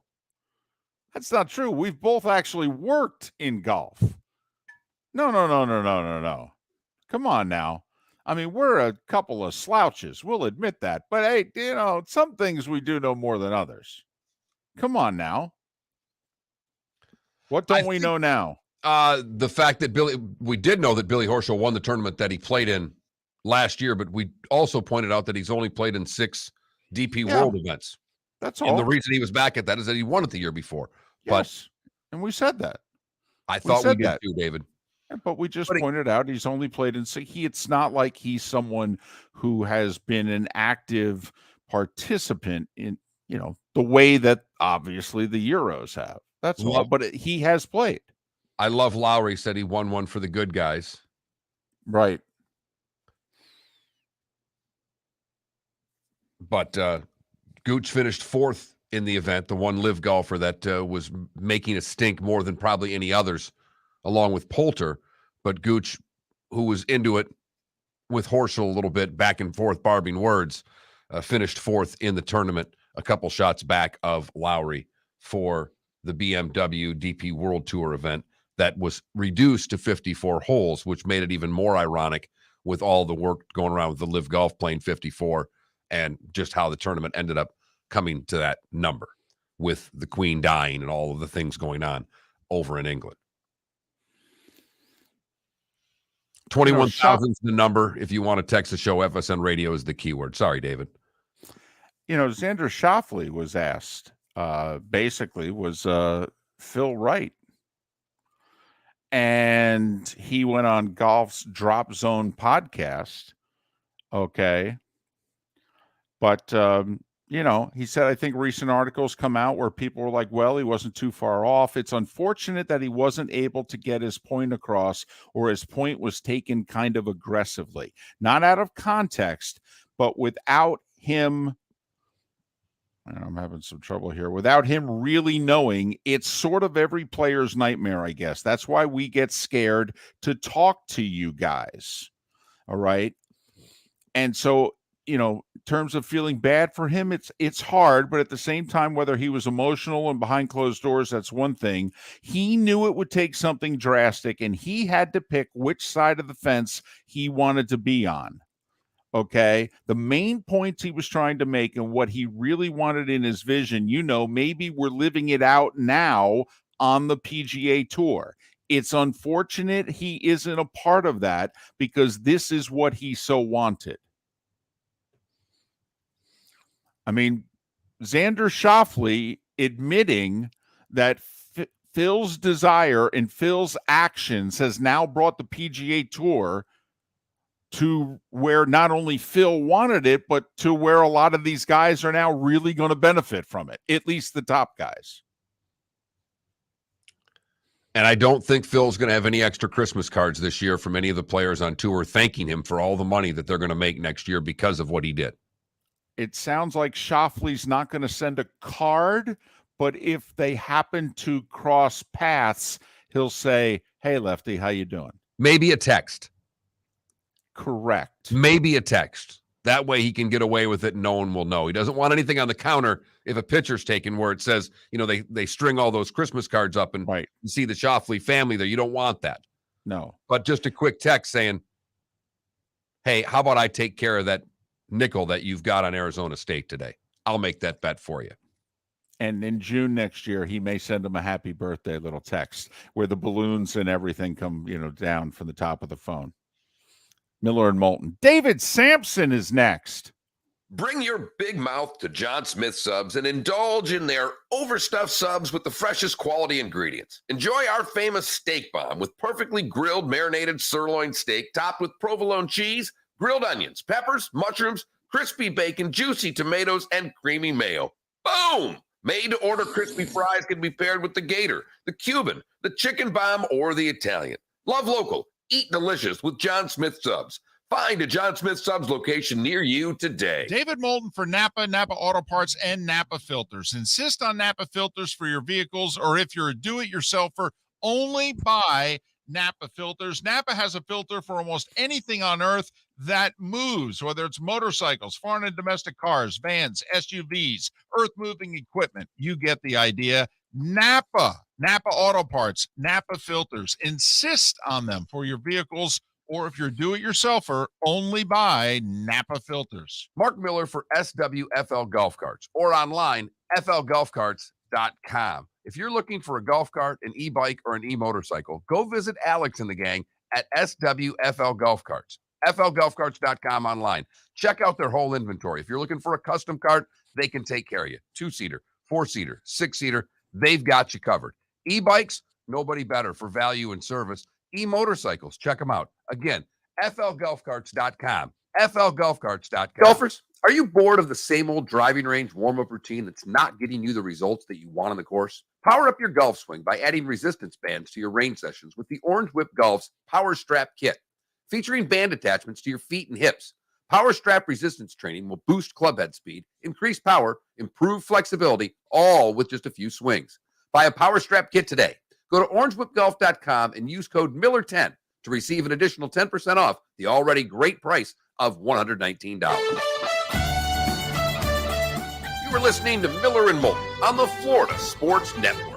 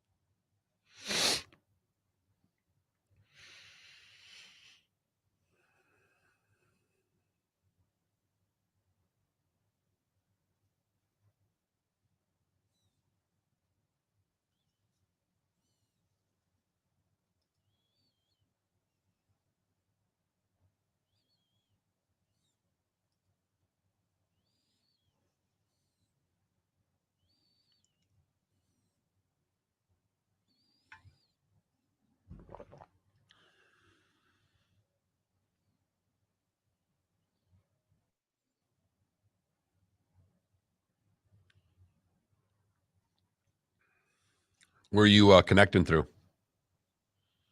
Atlanta. So I'm Seattle to Atlanta, and then Atlanta home. It's probably the best one to take, right? Yeah.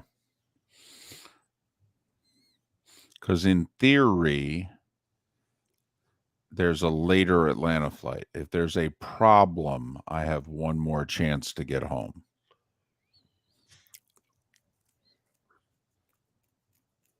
At least.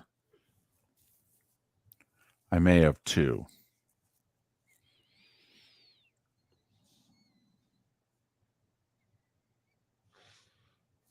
RCB, the answer is Tom Brady.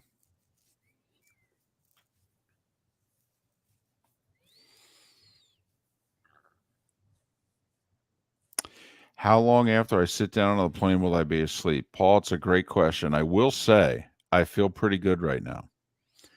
You know, some 4.5 hour sleep nights are better than others. And for whatever reason, I feel pretty good. And I had a lot of rest yesterday. And an unbelievable power nap before the game. So I may not fall asleep right away, Paul. Oftentimes I'm asleep before the plane takes off. David's on hold. Thank you. Paul, I'm guessing this time I'm going to go to the airport. I'm going to have something to eat, something to drink. So I may actually make it to the Mountain Time Zone before I fall asleep.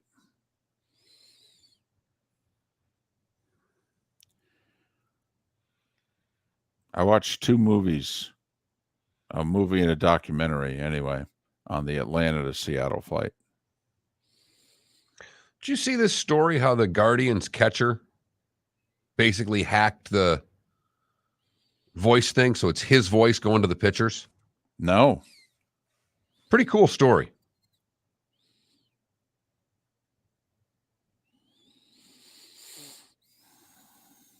Austin is the catcher. Austin who? Hedges is his name. What's Okay. really funny is when he's not catching and he still has the voice things going to the pitcher. I have not gotten new swag. I've asked for it. And the hotels and experience is nice. Fox is it's good. It's very good. Fox is elite. So Fox, CBS, Fox, ESPN, CBS. Oh, yeah, not even close. Yeah. No. Yeah.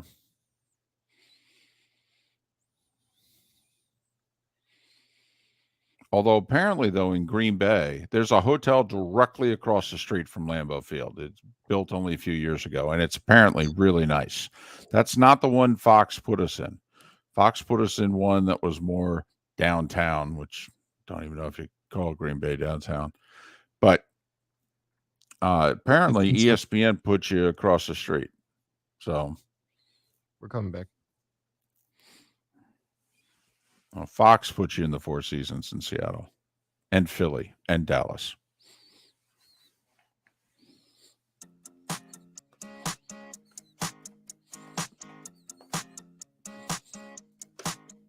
You're listening to Miller and Moulton, exclusively on the Florida Sports Network.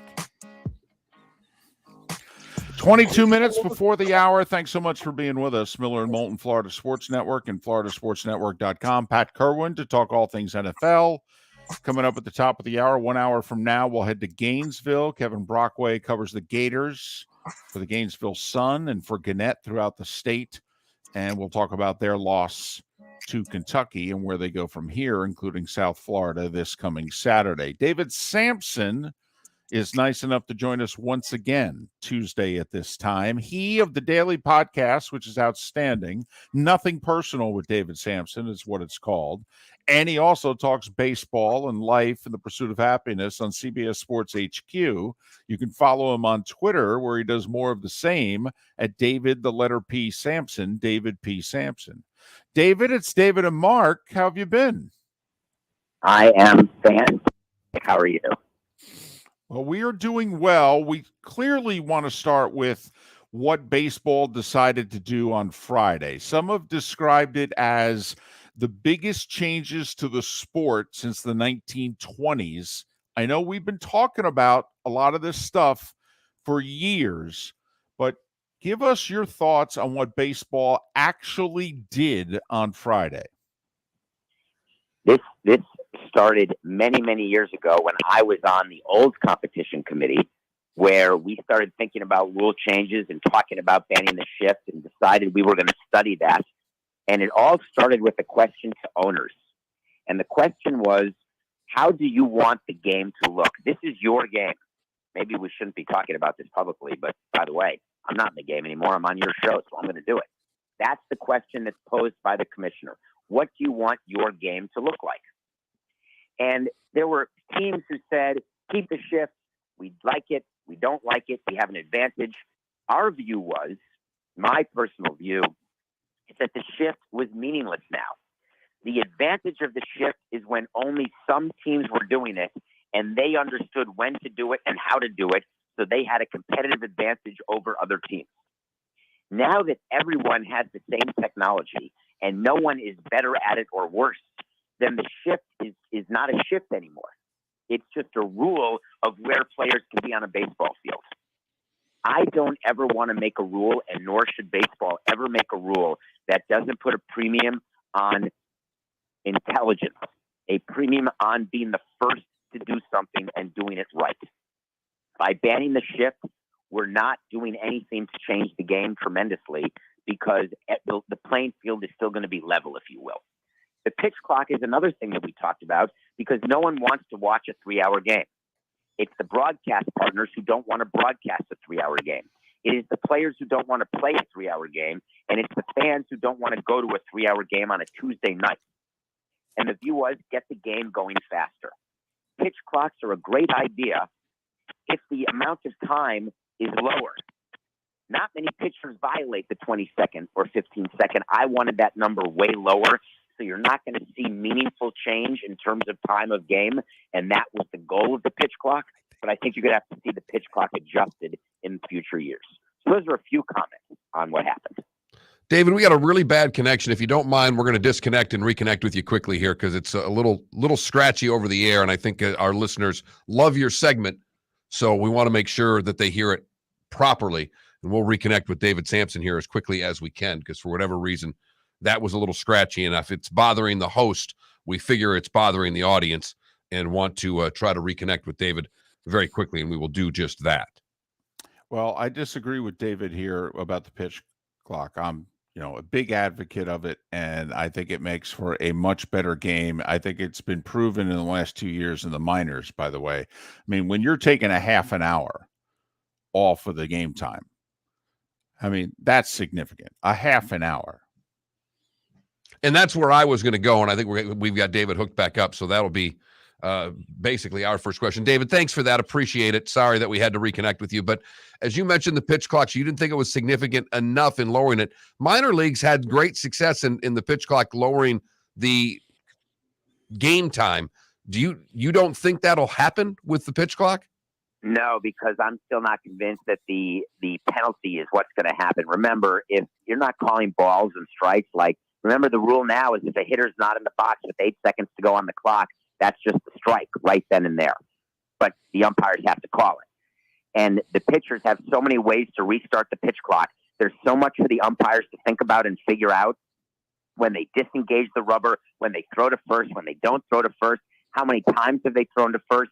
We've given so much more to the umpires to do now that the last thing on their mind is going to be, oh my God, the buzzer just went off. Ball 3, ball 4. It's just, I worry about how it's going to be enforced. And when it doesn't get enforced, then 20 seconds becomes 21 or 15 becomes 17. But the other reality is that at major league games, they're going to go slower anyway because there's a lot more going on. There's a lot more at stake. And so you need to take the time to make sure you're in sync with your pitcher and catcher, to make sure that the defense is aligned. Everything has to be right before you throw a pitch because the stakes are just higher. So I just don't think that is what is going to change the pace of game, which is why we used to call action. Pace of action is what goes on during a game. It's okay if the games are 2 hours and 48 minutes if there's runners stealing bases and hitting doubles and singles. And MLB tried to address that with bigger bases and banning the shift. And my suggestion was, when I was there, was quite different. And I couldn't muster the votes for it, but I'm going to give it to you tonight, okay? Or today. I want to stop paying players for home runs, and I want to take money away from them when they strike out, and I want to give them bonuses when they hit singles, doubles, and triples. And the reason I want to do those things is that's what changes a player's behavior. It's how they get paid. The agents tell players, just hit the home run. If you strike out, no problem. Just hit the home run. We'll get you paid. What if that weren't the case? Well, but David, and I don't mean this you personally, but somewhere in the last generation, it was organizations that valued the home run over everything else. So, I mean, baseball would have to change what it is they value. They'd have to say, you know what? I watched the 1987 World Series on tape the other day, and it was enthralling, and I want baseball to look like that again. But you guys, and I know you're not in it anymore, but you guys decided you wanted to play Baltimore Orioles 3-run homer baseball. So that's a great question, and we talk about that a lot inside owners' meetings. And are we doing that because of analytics? Do we think that it makes sense that you never give up an out so you don't do a sacrifice bunt? There's plenty of people who think that. Does it make sense because the relief pitchers are so good now that you can't string together 3 hits in an inning to score a run? That we don't have enough roster space to have a pinch runner or someone with just speed as their tool, right? All those things are interestingly accurate, but then I want to address that. And baseball's tried at the edges to address it by making relievers face 3 hitters as an example.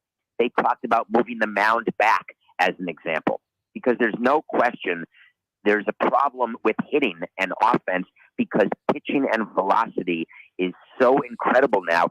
It used to be when a guy threw 100, you knew his name, and he had his own baseball card and his own TV show.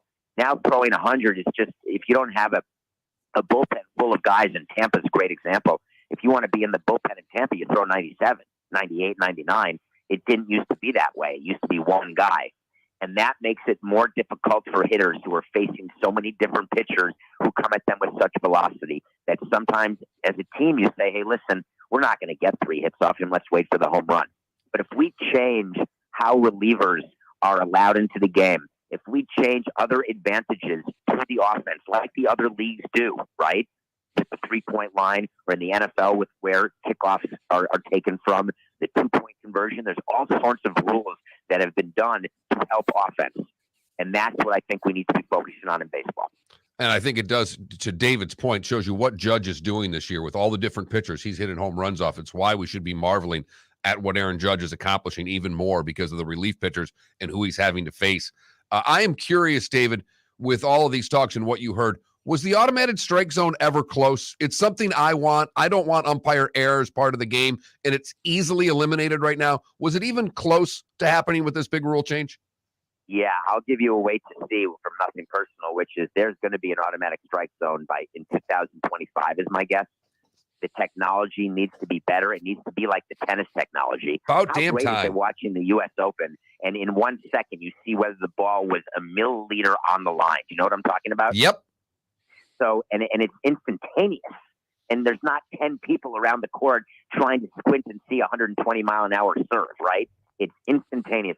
That technology is what we're looking at to use in baseball.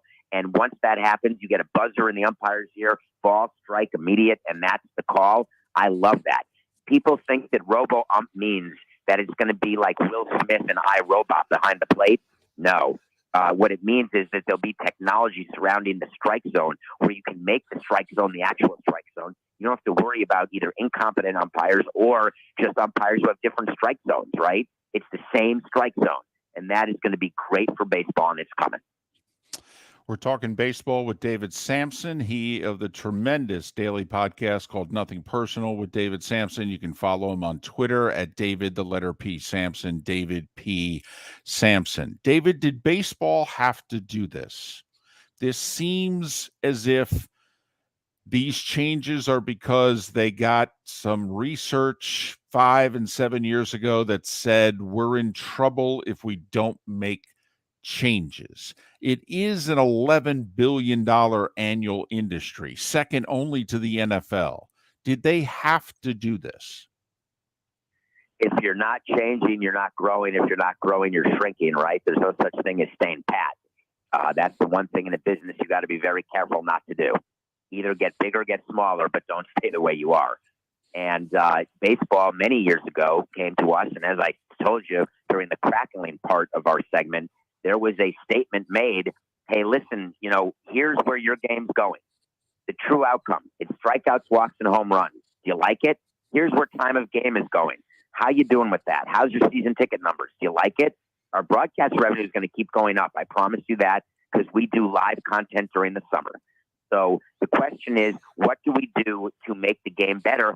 Because our average fan, his age is getting older. Do you want to run a business, a billion-dollar business, where your customer base is going to die? Well, that's not good. So every company, no matter whether you're selling widgets, doing a radio show, or running a team, or having a podcast, you're trying to get younger people in your audience because it keeps your show around longer because they've got longer to live. So we've been aware for a long time that baseball had to change. That's why they brought in Theo as he tries to navigate his way toward commissioner one day, is whether or not, he can be the steward to reversing the trend of the demographic, to figuring out how to make the game more exciting. So this is something that has been many years in the making and not surprising at all. David, the only thing I have as far as about the game, I'm just curious your thoughts. The Dodgers clinched their playoff spot. They're going to clinch a division. They're going to clinch the pennant here with a lot of time left. How difficult is that for a team to sustain an edge, to get ready for the postseason? How difficult will that be for a team that's as good as the Dodgers? First of all, the story of them clinching and then not having clinched, did you see that yesterday? Yes. That's the number one. I've never seen that in my life. So just for the listeners, the Dodgers had a celebration. They do a champagne toast. They get postseason hats. They're told that if they win that game, they're in. They win, they're in. And then the next day, they get a memo from baseball. Sorry, you didn't clinch. Your magic number's 2, because there's a scenario that you lose every one of your remaining games and the Brewers win every one of their remaining games. And then it's a 3-way tie because the Padres will win their division, and then the Cardinals, Brewers, and Dodgers will be tied, and then you couldn't make the playoffs. It was so unreal. Baseball is mortified because we get a list of those tiebreakers. We get a memo given to us of every possible playoff scenario, and we sit around when we're in the race, and we sort of calculate, every scenario in magic numbers, and the Dodgers and baseball got it wrong. Mortifying. Now, in 2003, we played the San Francisco Giants in the first round. We were a wild card team. The Giants that year with Barry Bonds were the best team in baseball. They won over 100 games, and they were a prohibitive favorite in the first round. And we beat them 3-1. And after the series, I will never forget Larry Baer, the president of the Giants, coming up to me in Pac Bell and saying that he couldn't believe that had just happened, or it was in Pro Player. I'm sorry. He said he couldn't believe that just happened. And I said to him, do you know that the Marlins were the best team in baseball since May 15th, that we should have been the favorite in that series? And the reason that's important is that the Dodgers are both hot right now. They're going for a record, and they've got something to play for. The Giants back in those days had clinched the division early. They had lost their edge. They weren't hot going into the playoffs. They had nothing to play for the last couple of weeks, and they got caught by a better team. The Dodgers know better, and so I don't think it will impact them the way it could when you clinch early. He's David Samson. We are Miller and Moulton, and you are listening to the Florida Sports Network.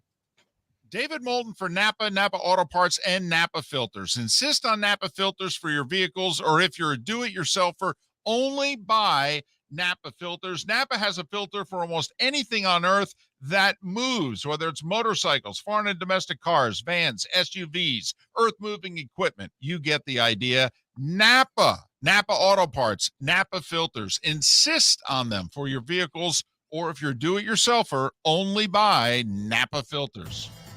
Miller and Moulton here for the Clutch Vodka Play of the Day. Mark, remember Nick Charles, Fred Hickman, the CNN Play of the Day? Yeah, CNN did a nightly sports show. That was a while ago. Yes, it was. Just work with me. Everyone liked the pod, the Play of the Day. So how about we have the Clutch Vodka Play of the Day? Sounds good. Fun. Smooth. Like Clutch Vodka. Listen weekday mornings for the Clutch Vodka Play of the Day. That's Clutch with a K.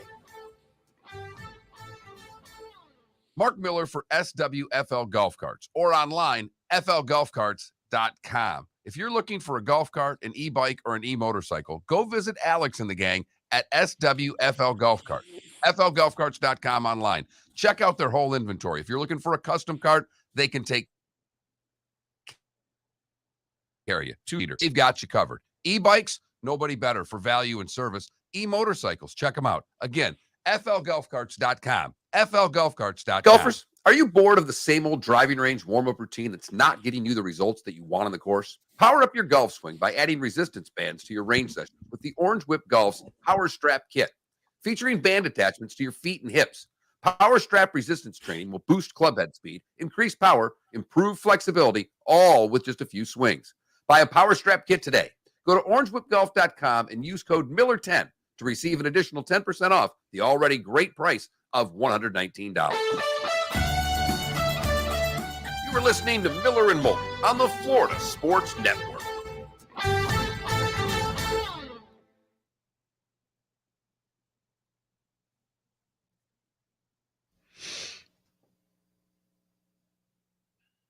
David says sorry, but I told him it's okay. Oh, yeah, it's fine. I almost said no there. I knew better because I knew he was going to go long. That's why, and I'm like, The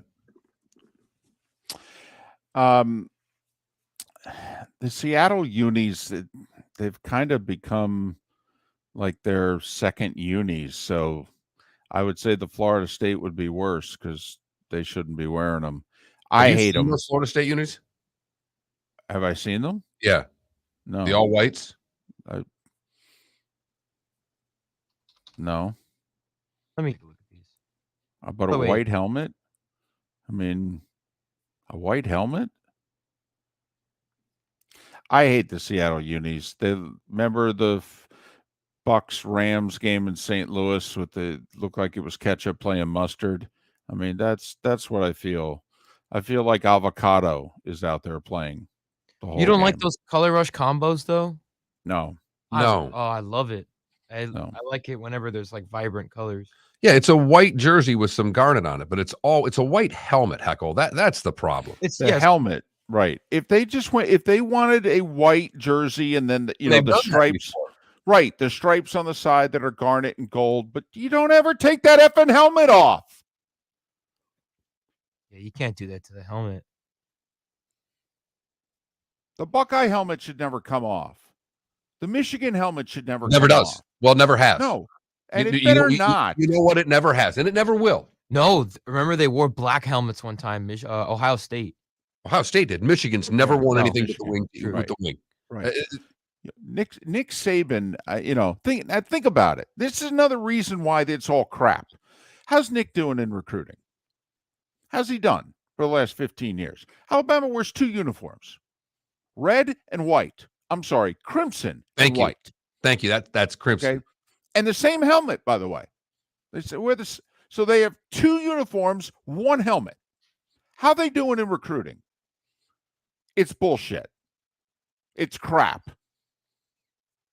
I tell the marketing people, I'd look at the 18-year-olds, okay, I'd say, sorry, you're not winning this one. Fire me. And by the way, in the grand scheme of things, the amount of money we're talking for marketing, please. Cash the television checks. I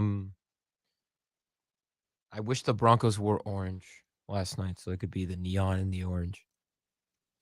And neon only works for Seattle. No one else. Oh, God. And I know they only played Akron. Michigan State wore those jerseys with that same, where they have state in that same neon that basically, it's like a green jersey with the lime green state. It's awful. Awful.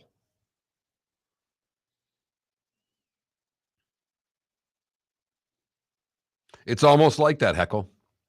It's like that Red Sox yellow and light blue jersey that they wear. The subway jersey. Oh, these are terrible. They're awful. Yeah. No, these they're awful. I am being get off my lawn. Here's the deal.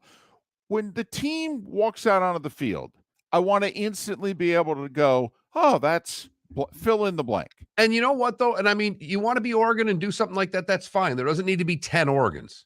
But that's the thing. Right. The Seahawks are the Oregon of the NFL. You see that neon, you're like, oh, Seahawks. And I have to admit, it's their thing. Their fans like it. They wear those jerseys. So, okay, it works for them. Works for Oregon. And then Maryland did it. The Under Armour guy did it with Maryland. Okay, fine. We're going to have an Eastern And Oregon. Maryland and the Big Ten doing something quirky. It's like, oh, okay, it's Maryland. Yeah. But when Maryland plays Ohio State, I should know who Ohio State is. That's absolutely all. Right. And Arch, yes. Right. I mean, come on. Why are the Dolphins not gone back to their 70s uniforms, including the helmet? Come on. Just wear them once a year. Yeah, which is ridiculous. And every time they wear them, every Dolphin fan goes, God, I love those jerseys. Pat didn't Here's answer. the I want to novel- call him back, though. We're coming back now. Yeah, I'd be shocked if. And here's a novel concept. Why don't we wear those jerseys all the time?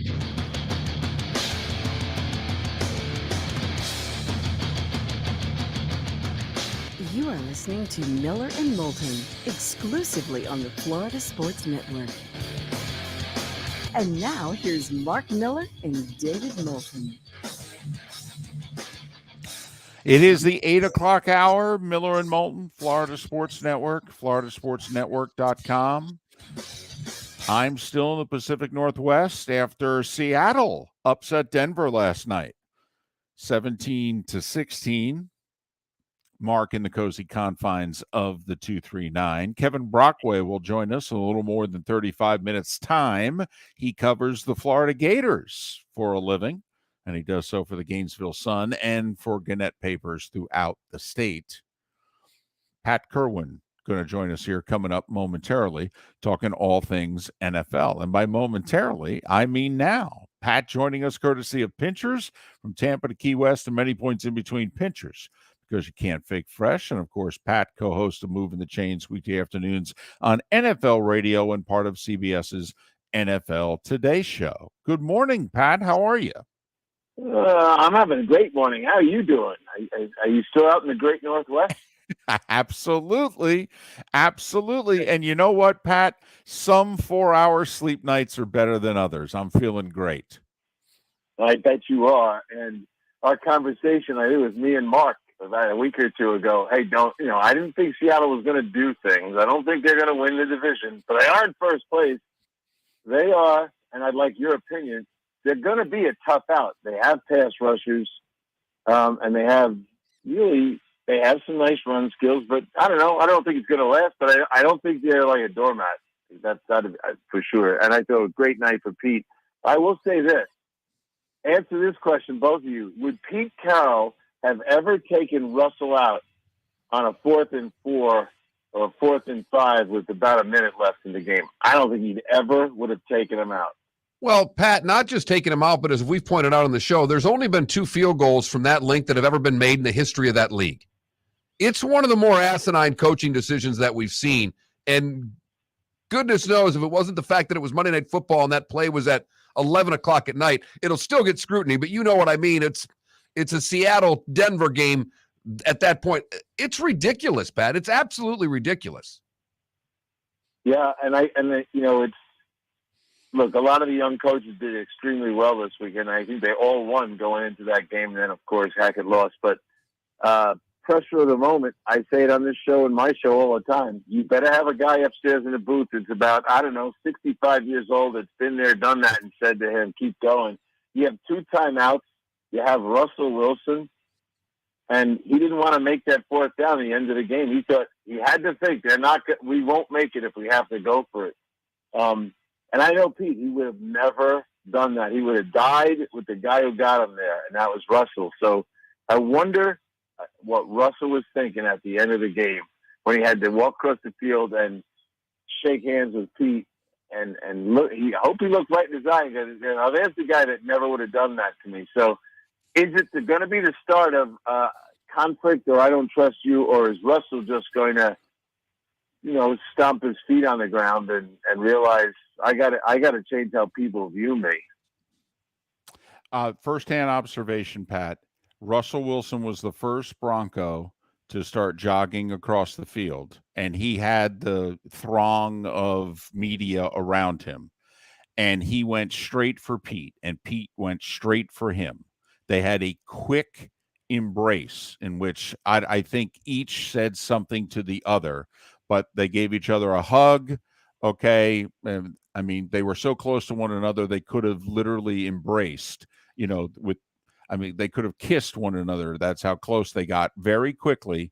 And then Russ went off to exchange jerseys, and Pete, went in his direction. But that was the only person that Russ was jogging across the field to see, was Pete Carroll. And they had no interaction before the game in any way. Hackett, Pat, for your show, I thought said something fascinating, because they had moved the ball up and down the field all game, punted once.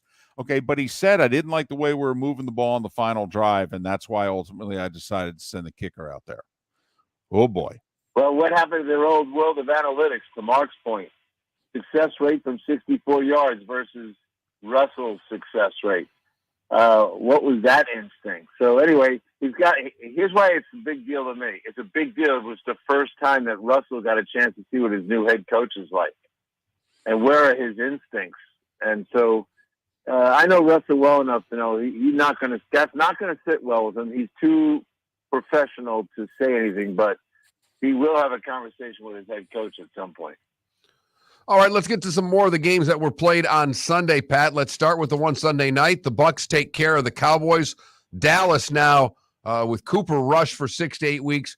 But your assessment of what Tampa did, the revamped offensive line looked like it did a pretty decent job. Lenny ran the ball really well. Just your thoughts on the Bucs and Tom Brady and what they did in week one.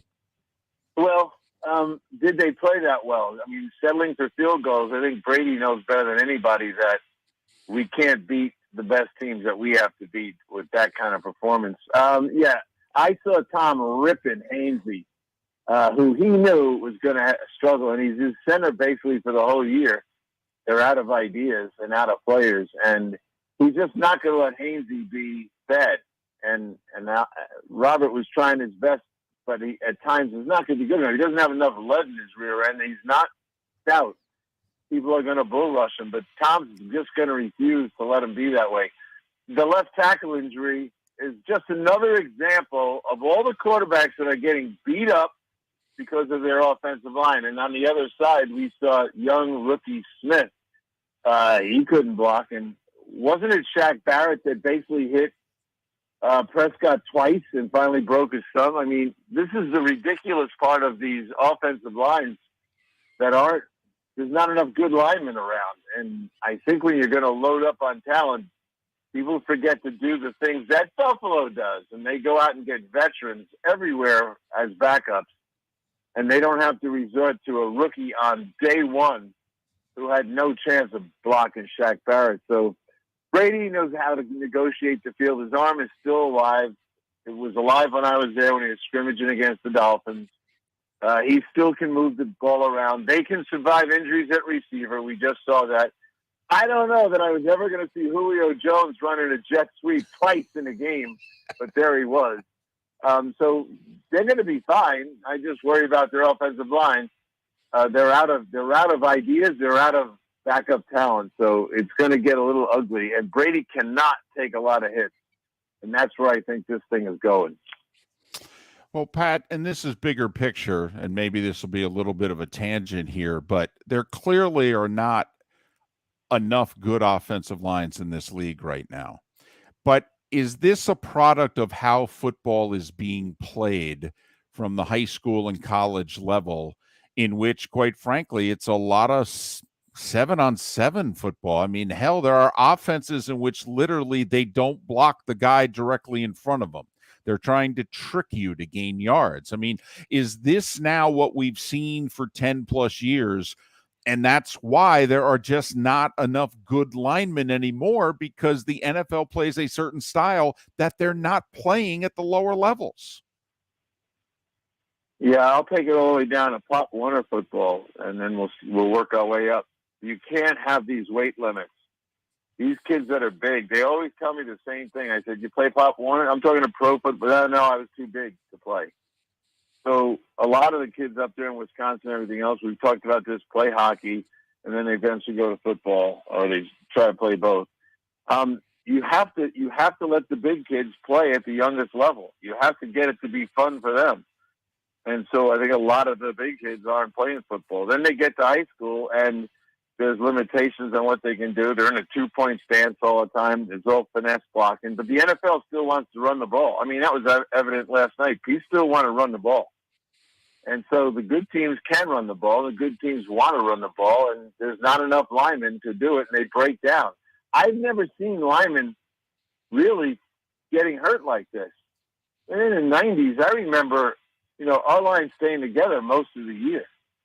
But now you see, and I talked to Dr. Chow, I'll talk to him this week for a while, but the rate of offensive line injuries is at a different level than it used to be. So I don't know what the answer is there. I know what the answer is long term, and that's why Paul Alexander's over in Germany and Poland and France and everywhere else. He's there now. They're looking for big body kids that want to play football, and they're finding them, and they're bringing them to IMG. Look at Mulata over in Philadelphia, grabbing that guy from down under. So they are looking for wide body kids that want to learn how to play football. And Paul says to me, he goes, they're more fun to work with. They don't have any bad habits. They're big athletic guys, and you're molding them from the beginning. So I think the NFL is not going to wait around for American kids. They're going other places to find them. You talked about still wanting to run the ball. The Dolphins want to run the ball. They were not very successful in doing so. They did get the win, and impressive in doing that. Two nice throws, great fourth down call to Waddle. But you talked about running the ball. This is something that the Dolphins are going to want to do. They were not very successful in the win. If there's a negative to point out from Miami, it was their lack of success running the ball, Pat. Yeah, and I think it's going to come around, Mark, and I'll give you my reason why. I said now that you see Tua legitimately can connect with Waddle and with Tyreek Hill, you're not going to play any run defense. Soon it's going to be all pass defense, and I think the run game will come alive for them. That you mentioned the Waddle play. Wasn't that a 4th and 7 or something? Yes. So when you're willing to, on 4th and 7, not only go for it, but throw the ball where he did to Waddle, and he scores a touchdown. And then there's Tyreek stuff all over the place. Starting this week, you're in a game planning meeting against the Dolphins. The advanced scouts already said to him, they will throw the ball on any down, anywhere on the field. You're going to have to start playing more pass defense, because I think Tua is answering the question that he can do it. I don't want to be too premature on that, but it should open up the game. Look, there's a lot of ways to open up the running game. One is the willingness to run, which a lot of coaches don't have. 2, it's the idea that you'll run when you're down 7 points. A lot of coaches won't do that. And then 3, that you realize we got to run more, and we can because of the threats we have in the field. So I think you're going to see a lot of quarterbacks check into the run game when they say 2 high safeties, and they're going to see a lot of it against Miami. He's Pat Kirwan, NFL Radio Moving the Chain, CBS Sports, the NFL Today Show, and he joins us every week courtesy of Pinchers. Pinchers with locations from Tampa to Key West. Pinchers where you cannot fake fresh. More with Pat Kirwan coming up on the other side. Kevin Brockway to talk Gators at the bottom of the hour. The good, the bad, and the ugly. Today was a day when what's on tap still all ahead on Miller and Moulton. Pat Kirwan, one of his 2 weekly appearances, continues on the other side right here. Miller and Moulton. Where else but the Florida Sports Network? David Moulton for Napa Auto Parts, and Napa Filters. Insist on Napa Filters for your vehicles, or if you're a do-it-yourselfer, only buy Napa Filters. Napa has a filter for almost anything on earth that moves, whether it's motorcycles, foreign and domestic cars, vans, SUVs, earth-moving equipment. You get the idea. Napa Auto Parts, Napa Filters. Insist on them for your vehicles, or if you're a do-it-yourselfer, only buy Napa Filters. Golfers, are you bored of the same old driving range warm-up routine that's not getting you the results that you want on the course? Power up your golf swing by adding resistance bands to your range sessions with the Orange Whip Golf's Power Strap Kit. Featuring band attachments to your feet and hips, Power Strap resistance training will boost club head speed, increase power, improve flexibility, all with just a few swings. Buy a Power Strap Kit today. Go to orangewhipgolf.com and use code Miller10 to receive an additional 10% off the already great price of $119. Bring your big mouth to John Smith Subs and indulge in their overstuffed subs with the freshest quality ingredients. Enjoy our famous steak bomb with perfectly grilled marinated sirloin steak topped with provolone cheese, grilled onions, peppers, mushrooms, crispy bacon, juicy tomatoes, and creamy mayo. Boom! Made-to-order crispy fries can be paired with the Gator, the Cuban, the chicken bomb, or the Italian. Love local. Eat delicious with John Smith Subs. Find a John Smith Subs location near you today. Miller and Moulton here for the Clutch Vodka Play of the Day. Mark, remember Nick Charles, Fred Hickman, the CNN Play of the Day? Yeah, CNN did a nightly sports show. That was a while ago. Yes, it was. Just work with me. Everyone liked the pod, the Play of the Day. So how about we have the Clutch Vodka play of the day. Sounds good. Fun. Smooth. Like Clutch Vodka. Listen weekday mornings for the Clutch Vodka play of the day. That's Clutch with a K.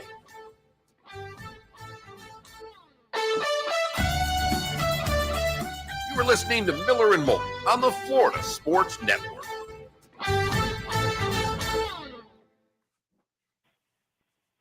What's up, Pat? All right, man. Hey, Pat. Hey, guys. Chi-Town, by the way, that's the first comment I've seen along those lines from anybody. So, be interesting if anybody else had that observation. What's that, David? He said he thought the crowd noise made it difficult for him to hear Aikman last night. I listened to Aikman the whole time.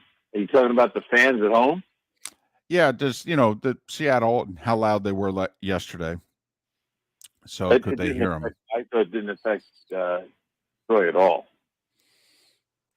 Didn't affect either Eli or Peyton either. No, I thought Eli was on his game. I really thought Troy was on his game. I thought his comments and observations were terrific.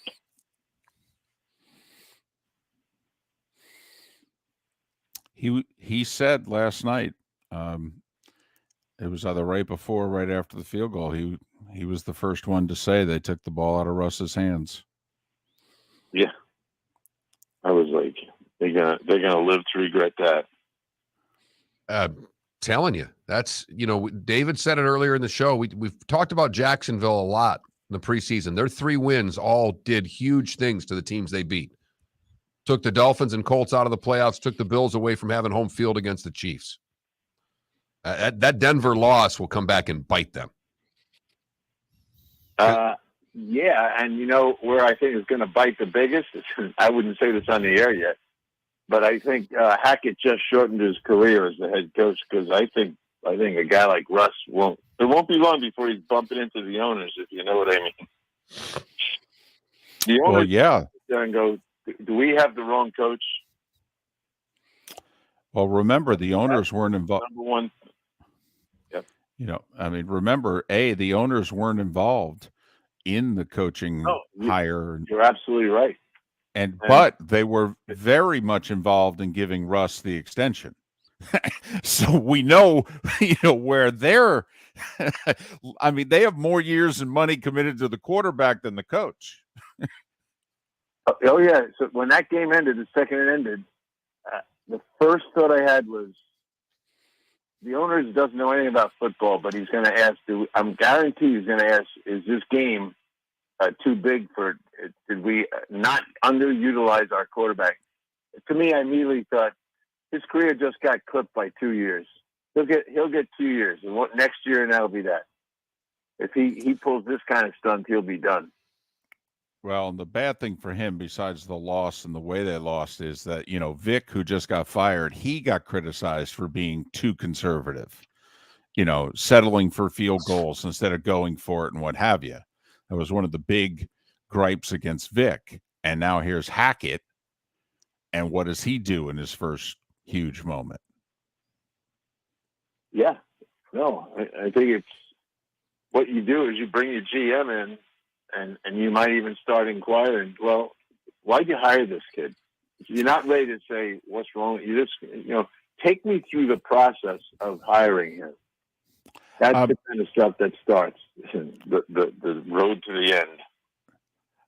I have an analytics guy in my ear, and to let folks know, and this didn't make it onto the air, but when it was 17-13, and Denver drove inside the 10 and 3 incompletions, and they kicked the field goal. It was 4th and goal from the 8.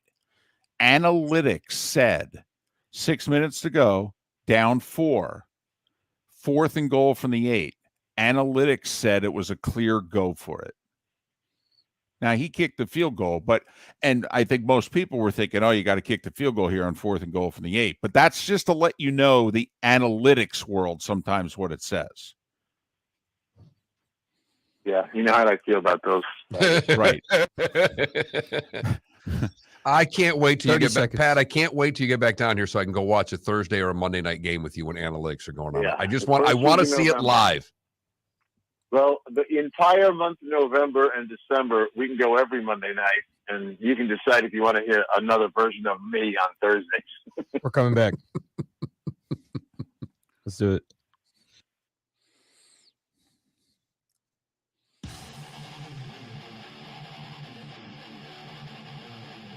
You're listening to Miller and Moulton, exclusively on the Florida Sports Network. Pat Kirwan, kind enough to come back with us for another 10 minutes of talking football here on Miller and Moulton, the Florida Sports Network, floridasportsnetwork.com. Pat, weekdays, afternoons, NFL radio moving the chains and part of CBS's NFL Today show.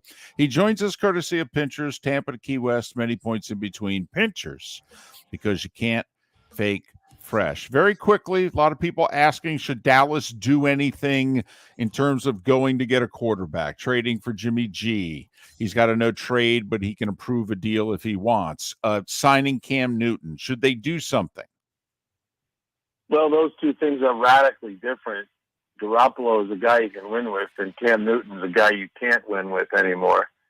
And he's not ready to play. So I would not sign Cam Newton. And then I don't think that San Francisco is going to wake up and say, our job in life is to make sure Dallas has the best team possible. I don't know. You guys saw Trey Lance. Are you ready to say he's our guy every week for the rest of the year? You're trying to go to the Super Bowl, and you just lost to the Bears. I think if nothing else happened on the way home from the rainy Chicago game was maybe we got to get Jimmy ready because Trey Lance did not look like a guy that can go to a Super Bowl. So I don't think they're going to get an answer in Dallas from either one of the guys you mentioned. Not to mention, Jimmy's still got to agree to it, even if the two teams agree to it, because he has a no-trade clause, and I'm not sure he's going to want to go sit in for a few weeks in Dallas to play there with a system he doesn't know, as opposed to a system he knows really well, where he could very well have a chance in that same amount of time. Pat, what was the most impressive victory for you over the weekend? When you looked at the games, what win meant the most to you? Well, let's start with the first game we saw, and the Buffalo Bills go on the road, and we kind of think they're good. I picked them to go to the Super Bowl. I think a couple of you guys did too. So they were extremely impressive against a team that everyone says is so good, the world champion Rams. So I got a great answer to that question right out of the box. I thought the Falcons, even though they lost, showed me that they got some grit to them. Though that jumped out at me as something interesting. I knew Detroit would fight. I didn't think they'd win, but I thought they'd fight, and fight they did. They'll be a tough out as the year goes on. The Steelers showed me that tackling all summer is a good thing. The physicality of the Steelers was phenomenal. And Cincinnati's another team with an offensive line, even though they bought a bunch of guys. Did you see Lyle Collins? Say nothing else about how poor the Dallas line is. I'm sure they're happy they don't have Lyle Collins lining up anymore, to say the least. The Minnesota Vikings, I'll leave it at that. I don't think they're going to win the division. I think Green Bay, last year, Green Bay did the same thing when they went down to New Orleans, where I think the game was, they scored 3 points. So those things, I mean, Seattle last night, they got fight in them. And the Chargers, the Raiders are a good football team, but Justin Herbert, and this is not even news, but that guy is ridiculously good. And he has every component you need to be great. So those are the ones I like. The Giants the wind fell in their lap. My son's a big Giant fan. I think David was probably cheering, but I think anyone who knows how it's going to go is not going to accept that one, except for Saquon Barkley. Get your Barkley jersey out, Giant fans. He's back. That's how I saw the whole thing. I think the teams that were supposed to lose, as always, lost.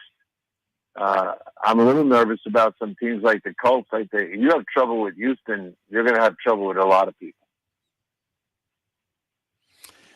How concerned are you about the Patriots? I mean, I'm on record. I'm really concerned. Belichick, the GM, is really hurting Belichick, the coach, in my opinion, to the point if I'm Kraft, I don't know how much longer I can let him be over personnel. That's how concerned I am. But, they've started slowly before, but how concerned are you about New England? Well, let me comment on your first comment. There'll be no GM hired in New England unless you're trying to force Belichick out. They won't be able to do that. I think contractually, Belichick controls that, and there'll be no choice there. You have to let the whole Belichick go in order to do what you want to do, and that's going to take courage. That I'm not so sure that the Kraft family, I think Junior's got some things to say, and that stuff is going to do it. But Kraft knows that Belichick's not tolerating anyone taking any of his power away, one way or the other. Now, would he ever get to the point where he just wants to sit upstairs as the GM? Some people have speculated that. I don't think so. I think the guy wants to die on a football field someday. He's a coach. I work for Pete Carroll and I work for Belichick, and they're both the same when it comes to what they want to do and how they want to see it. And so Belichick had a bad experience this week, and it's devastating. And this is the kind of stuff Parcells used to say: when the recovery from the losing doesn't match the celebration of winning, then that's why Parcells got out. And I think someday that might happen to him. But he knows that his counterpart, Pete Carroll, just had one of those moments that guys that age live for. Pete probably just injected a year of enthusiasm into his life. And it'll be rough, but Belichick will bounce back and have enough wins to keep wanting to coach. So I don't think that's going to happen. Now, will he go outside the box next year and hire a real OC? He might go in that direction. I think his experiment with play callers and all that stuff is a little too much for him. He doesn't really like hiring older guys. He likes developing young guys. That's been his MO forever. But he might have to change that and get somebody next year. But he'll battle through this. Parcells used to say it all the time to me. The thing about the NFL is you can wait for the other guy across the field to lose the game. Most of them will try to lose the game. And that should add up to a number of wins. But I picked the Dolphins to go to the playoffs, not the Patriots. So I'm kind of happy with how that one ended. Pat, I think you and I both had Kansas City winning the division. A lot of people thought they might take a step back. Just your overall thoughts on what Mahomes did and where, the Chiefs keeping on with a lot of people, a lot of naysayers this year out against them. Yeah, well, people want them to fall down. I mean, that's the American way that, let's knock off the best team, and that's the team that everyone wanted to knock off out west. So Mahomes is Mahomes. He throws for over 300 yards. Kelsey, to my surprise, they were still able to get him the ball for 121 yards. And then some credit to David here. His running back from Rutgers had a nice day, and I think as time goes on, is going to get the ball more and more. So they got a nice-looking group. They're not bad in the offensive line, which is hard to say about a lot of teams. And we'll see. Now, Arizona came into that game with a ton of injuries. And I thought of all the teams in the league, their list of guys that are unavailable for that game was as big or maybe bigger than anybody's. Let's see how they do against those teams in their division. But, yeah, I'm excited for them. We picked them to win the division. I'm not betting against Mahomes. That's for sure. 6 straight division titles, have hosted 4 straight AFC championship games. But, yes, I am one of those that think that they take a step back this year, but they certainly didn't in week 1. Pat, appreciate your time. Hope all is well with you and your family. And we'll talk to you Friday after Thursday Night Football and previewing week 2. Oh, yeah, it's going to be a great weekend. A doubleheader on Monday night to go along with it in case you don't get enough football by Sunday night. Tennessee at Buffalo, Minnesota at Philadelphia. Who knows? That could be a playoff preview, Minnesota at Philadelphia. Thank you, Pat. Take care, boys. Pat Kirwan, NFL Radio's Moving the Chains, CBS's NFL Today Show. He joins us Tuesdays and Fridays at 8 o'clock, courtesy of Pinchers from Tampa to Key West and many points in between. Pinchers, because you can't fake fresh. We made the observation on Friday, and we made it again yesterday. Arizona signing guys who have been cut by other teams and having them on their active roster for week 1. That was not a good sign. Upon further review, probably should have bet the Chiefs. A lot of things upon further review that we might have done a little differently. But Kansas City, very impressive in their week 1 victory over Arizona, as were the Miami Dolphins. The Gators, a great week 1 win, a big week 2 loss. Kevin Brockway to talk about it next on Miller and Moulton right here on the Florida Sports Network. Golfers, are you bored of the same old driving range warm-up routine that's not getting you the results that you want on the course? Power up your golf swing by adding resistance bands to your range sessions with the Orange Whip Golf's Power Strap Kit. Featuring band attachments to your feet and hips, Power Strap resistance training will boost club head speed, increase power, improve flexibility, all with just a few swings. Buy a Power Strap Kit today. Go to orangewhipgolf.com and use code Miller10 to receive an additional 10% off the already great price of $119. David Moulton for Napa Auto Parts, and Napa Filters. Insist on Napa filters for your vehicles, or if you're a do-it-yourselfer, only buy Napa filters. Napa has a filter for almost anything on earth that moves, whether it's motorcycles, foreign and domestic cars, vans, SUVs, earth-moving equipment. You get the idea. Napa Auto Parts, Napa filters. Insist on them for your vehicles, or if you're do-it-yourselfer, only buy Napa filters. Bring your big mouth to John Smith Subs and indulge in their overstuffed subs with the freshest quality ingredients. Enjoy our famous steak bomb with perfectly grilled marinated sirloin steak topped with provolone cheese, grilled onions, peppers, mushrooms, crispy bacon, juicy tomatoes, and creamy mayo. Boom! Made-to-order crispy fries can be paired with the Gator, the Cuban, the chicken bomb, or the Italian. Love local. Eat delicious with John Smith Subs. Find a John Smith Subs location near you today. Mark Miller for SWFL Golf Carts, or online, flgolfcarts.com. If you're looking for a golf cart, an e-bike, or an e-motorcycle, go visit Alex and the gang at SWFL Golf Carts. flgolfcarts.com online. Check out their whole inventory. If you're looking for a custom cart, they can take care of you. 2-seater, 4-seater, 6-seater, they've got you covered. E-bikes, nobody better for value and service. E-motorcycles, check them out. Again, flgolfcarts.com. flgolfcarts.com. You were listening to Miller and Moulton on the Florida Sports Network.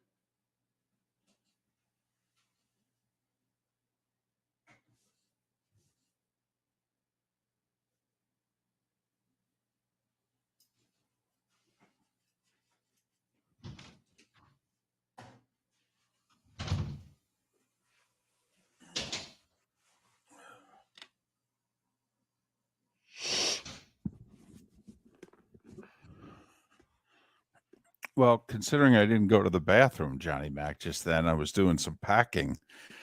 Because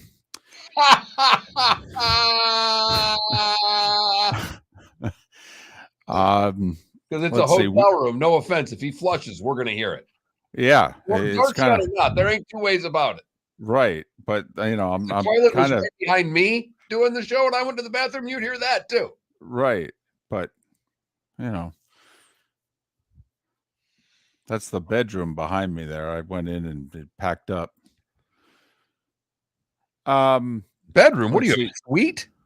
Yeah, What in the- it's kind of sort of sweet. That's what this in hotel the is. hell? I know that's what this it's and I will say my biggest concern on the road is one, that the internet works and can get on the air, but the second thing is I really don't want to disturb the people next to me. And fortunately, the way that this hotel is set up, the desk, I'm looking straight into a wall in the middle of the room, though. It's not a wall that borders another room. So I don't think being in this room, I'm disturbing anyone. The game that we have, Joe and Troy have the Minnesota-Philadelphia game on ABC. And Steve Levy and crew on ESPN will have the 7:00 game, which is Tennessee at Buffalo.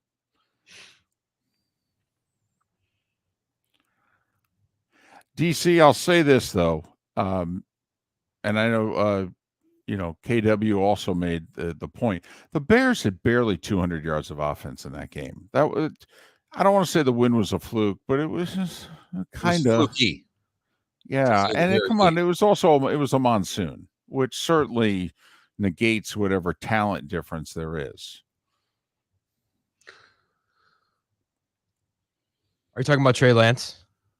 Yeah, and then the Bears upsetting the Niners. I mean, Let's not forget the weapons that Trey Lance has also. Well, certainly he's got more weapons than Chicago does, but everybody's got more weapons than Chicago does. Yeah, Literally everyone. Literally everyone.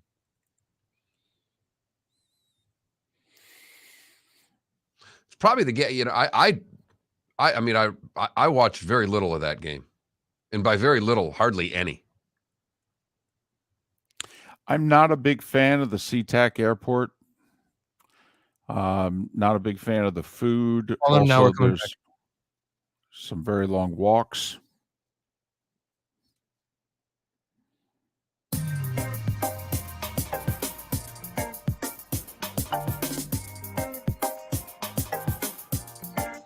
Welcome back to Miller and Moulton, only on the Florida Sports Network. 22 minutes before the hour. Miller and Moulton, Florida Sports Network, floridasportsnetwork.com. Bonus hour still to come for those of you in the 239. The final segment for those in Lake City and surrounding areas. Tampa, St. Pete, and Port Charlotte to Venice. Old friend of the show from his days at the Naples Daily News, which was eons ago, and now tour number 2 in Gainesville, Kevin Brockway, covering the Gators once again for the Gainesville Sun and Gannett Papers throughout the state of Florida. You can follow Kevin on Twitter, Kevin Brockway G1, Kevin Brockway G1. Kevin, it's David and Mark. It's been a while. How are you? It's good to be back. It will be better to be back, I'm sure, in December and January after those 3 cold winters in Indiana. But it's certainly the basketball culture was certainly interesting up there. But it's good to be back in football country in Florida. Well, football country is very different this week than it was a week ago. The Gators with the monster win over Utah looked very good in doing so. Richardson getting talked about for a Heisman after week 1. Well, that talk is ended after a lackluster performance against Kentucky. Kevin, in a nutshell, what went wrong Saturday for the Gators? Well, I think, it really began with, Kentucky's game plan, which was to make Anthony Richardson the thrower, keep him in the pocket. Jordan Wright, the linebacker from Kentucky, spied him the whole game. And, obviously he made some bad throws. He was inaccurate. Through the 2 picks, the 1 pick, Jordan Wright made a terrific play, but it was still kind of a risky throw in your own, part of the end zone, trying to kind of sidearm it to the tight end, and Wright with one hand, made a grab. And then, the second interception was just a miscommunication with Naquan Wright, with the receiver, and ended up in a pick 6, which turned out to be the difference of the game. It's a 16-16 game in the third quarter. They go up 23-16, and Florida could not respond. There were a lot of factors that went into it, but the offense definitely did not, look as crisp in week 1, and that has to be concerning. Kevin, was week 2 a reality check, or was week 2 just, you know what, they didn't play very well, and maybe we should have expected a lesser performance after all that they had to lay out there in defeating Utah? Yeah, I think, too, if you would ask a Gator fan, before there's 2 straight ranked teams, that if you said 1-1, you would take it. But I think especially by winning the first one, I think you'd want to see progress first or second week. And I think that's a little bit of the concern. But, Mark Stoops is building something pretty good at Kentucky here, particularly on both lines of scrimmage. And it was just a different I think mentality or physicality that you saw from Kentucky and in the SEC in general. Look, this is an interesting stat. Florida's lost 5 straight SEC games going back to last year. It caved in last year under Dan Mullen, and it's stretching into this year. And you got to start to wonder, certainly about, in terms of, their last SEC win was against Vanderbilt. And I can't remember too many Florida teams that lost 5 SEC games in a row. So it's something they're going to have to figure out within the league. In terms of, what kind of team you have. And I think, David, it begins on the line of scrimmage. You got to be tough. And they're trying to develop a little more depth on the defensive line, a rotation. But you can see also in the second half of games, and this is even apparent in the Utah game too, a little bit of wearing down, a little bit of fatigue, maybe from being on the field a lot, but maybe also just from not having enough quality bodies on that side of the ball. Well, Kevin, you got to right where I wanted to go, the line of scrimmage, because they did look really good against Utah, and Kentucky, I thought, beat them at the line of scrimmage. Was that a matter of Kentucky being better, having more depth, or is it, like you said, a combination of back-to-back ranked opponents, good line of scrimmage for both teams, that Florida right now, it's just a depth thing? Yeah, depth and even a talent thing. Although, Kirwan in week 2 really, really showed out. I thought he played very well. He's one of the guys, too, I think that they're going to be counting on this defensive line. And they've got the 400-pound kid, Des Watson. 1 week he's 440, 1 week he's 415. He pushes the line of scrimmage a little bit at the nose when they bring him in, but he's only good for about maybe 20 or 30 snaps right now. But he's another interesting guy to watch on that defensive line. I mean, Kentucky's offensive line was really, kind of a makeshift group, and they made some changes. They moved their left guard to left tackle to try to address some things. And Florida exploited that in the first half, but they couldn't for the full 60 minutes. And I think that that's certainly a concern, and that's where depth comes into play. Kevin Brockway covering the Gators for the Gainesville Sun, and also you'll see his work throughout many a Gannett paper in the state of Florida. You can follow Kevin on Twitter, Kevin Brockway G1, Kevin Brockway G1. This may be a really bad question, but I've asked you many over the years, so deal with another one. Since you were gone 3 years, your last Gator football beat experience, I believe, was Dan Mullen's first year.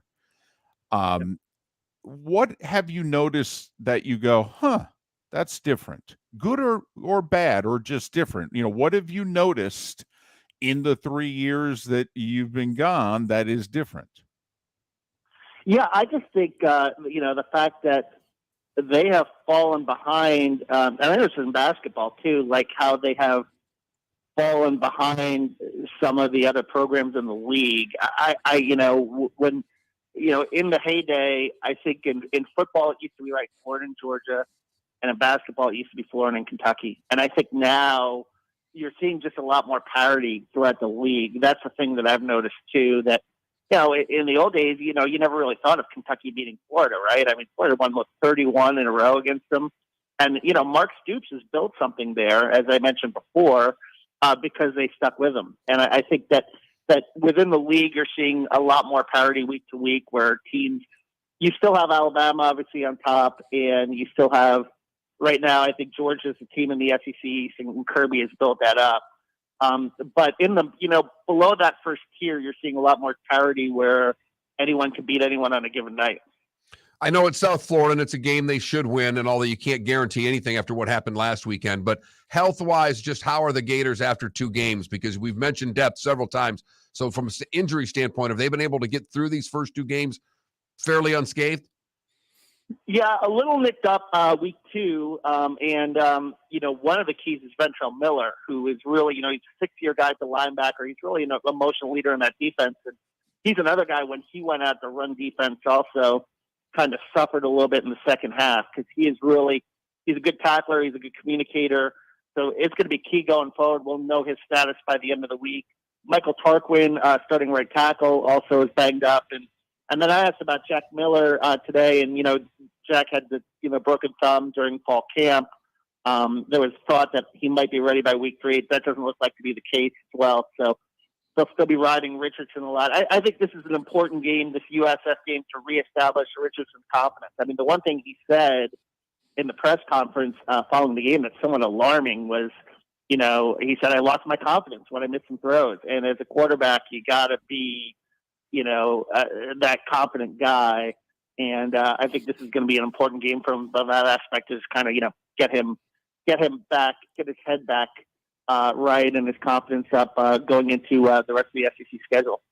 Well, and I think, Kevin, we all may have fallen victim to the fact that, the Kentucky game was start number what for Richardson? 5, 6? Start number 3, and, okay. Yeah. he has been in the system for 3 years. It's not like, he's, a freshman quarterback per se. He's gotten some reps, and he's played in some games, but starting is a different animal, and being the guy is different. And, he went through last year, obviously, with Emory Jones, where he was playing behind him and he had some injury issues. I will say this, during the offseason, a lot of coaches and a lot of teammates have really praised his maturity, the fact that he's really kind of grown up. He went through a lot of issues last year, and even in, the offseason with the speeding ticket and so forth. But the way he's carried himself in terms of being a leader, I think, bodes well for the future. I think he really kind of gets it now that he's got and Billy Napier has, really instilled that in him, that he's got a responsibility there, being the quarterback at Florida. It goes beyond, what you do on the field. You think it's still going to be a 3-headed monster at running back? I know a lot of Gator fans would like to see a little more of ETN. They split up 24 carries almost evenly amongst the 3. The one thing that I would point out that Richardson should do more of, I think those 3 running backs only caught 1 pass against Kentucky. I mean, don't be afraid to throw it to the running backs. But do you think it's going to remain a 3-headed monster at tailback? Yeah, I think so. I mean, that's been Napier's MO. If you look back at his Louisiana, his coaching, his teams there, he generally distributed. I think he had 4 running backs that carried it 100 or more at Louisiana. I mean, I think you may see Naquan Wright spaced out a little bit more. I think the 2 running backs he really likes are Etienne and Montrell Johnson, who overcame that early fumble in week 1 and performed really well. And Montrell Johnson is his guy from Louisiana, and Etienne is technically his guy because he was recruiting him even at Louisiana before he was recruiting him at Florida and got him to Florida. But I think, we know from college and even from the NFL, coaches are always going to be partial to their guys, the guys they recruit and the guys that they've coached. And I think in this case, but Montrell has certainly earned it. He runs really hard, and I think Etienne is a guy that you just watch. I mean, the way he kind of cuts on a dime and his vision, that he's going to be in speed, that combination, he's going to be a real special player. But he's still fairly young as a true freshman, and but I think he's going to grow and develop nicely. Kevin, thanks for taking our call. We appreciate it. Hope that life is treating you well back in Gainesville, and it's glad to have you back in the Sunshine State, and we'll do this again soon. Yeah, it's good to be back. My furniture finally arrived. It took about a month, so I was kind of like on the air mattress and so forth and everything, and it was stuck in some warehouse somewhere in the Midwest, and I was pulling my hair. What little hair I have left, I was pulling out, and now it's now I'm finally settled in, so I'm finally feeling like a Gainesvillian again. Kevin, and you're older now. This is Act 2 for you in Gainesville. It's not as easy getting up from the air mattress now that we're a certain age. Oh, yeah. Well, trust me, I feel it every time I work out at Planet Fitness. My heels are kind of, going a little bit and so forth and everything like that. But you got to still try to, put in the time to keep up with these younger writers. You know what I mean? Because they're pretty spry. That's right. Thanks, Kevin. Have a great day. All right, thank you. Kevin Brockway, Gainesville Sun, Gannett Papers throughout the state of Florida. You can follow Kevin on Twitter, Kevin Brockway G1, Kevin Brockway G1. He gives great information on Twitter. Kevin's just a throwback beat writer. All right. He goes, he gets you the information. It's not all about his opinion and his insight. And so if you're a Gator fan, you should be following Kevin Brockway. There's no doubt. He gives his insight. There's no doubt, and gives you a lot of information. Great follow on Twitter, and happy to have him as part of our Tuesday coverage of the Gators. Each week we'll do a little Gators talk here on Miller and Moulton. Poll question Florida. today, worst loss of the weekend, David. App State, their win over A&M, is that the worst loss? Is Notre Dame's the worst loss? Or Nebraska, and I put Wisconsin on there. No one voting for Wisconsin, but right now Notre Dame a slight edge over A&M for worst loss of the weekend. That was my vote, Notre Dame. But everybody who texts me regularly, who listens, all voted for A&M for the worst loss. So, interesting.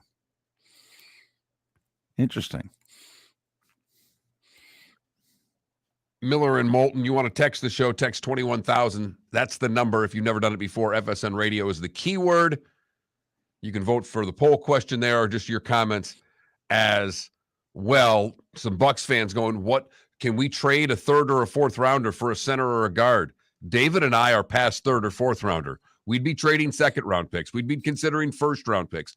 There's not a draft pick that would not be on the table for Miller and Moulton as far as shoring up the offensive line for the Tampa Bay Buccaneers. All right, one thing to consider, the Bucks traded away their fourth round pick in the upcoming draft. So they don't have a fourth rounder to trade away. And we have been on record for a month as saying this year, Tom Brady's last. I mean, he admitted yesterday he's getting more emotional. Okay, more things that he's paying attention to on the outside. I mean, he knows this is his last year. If I'm the Bucks, I'm all in. I'm LA Rams all in. Remember, Odell, Von Miller. They gave up a second and a third for Von Miller for half a season. Okay, that's all in. If I'm the Bucks, I'm that kind of all in this year in a very vulnerable NFC.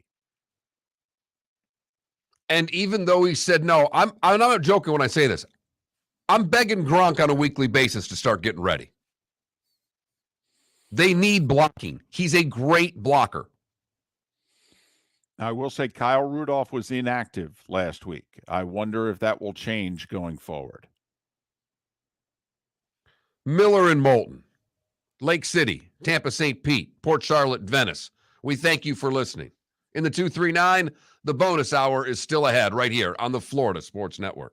Bring your big mouth to John Smith Subs and indulge in their overstuffed subs with the freshest quality ingredients. Enjoy our famous steak bomb with perfectly grilled marinated sirloin steak topped with provolone cheese, grilled onions, peppers, mushrooms, crispy bacon, juicy tomatoes, and creamy mayo.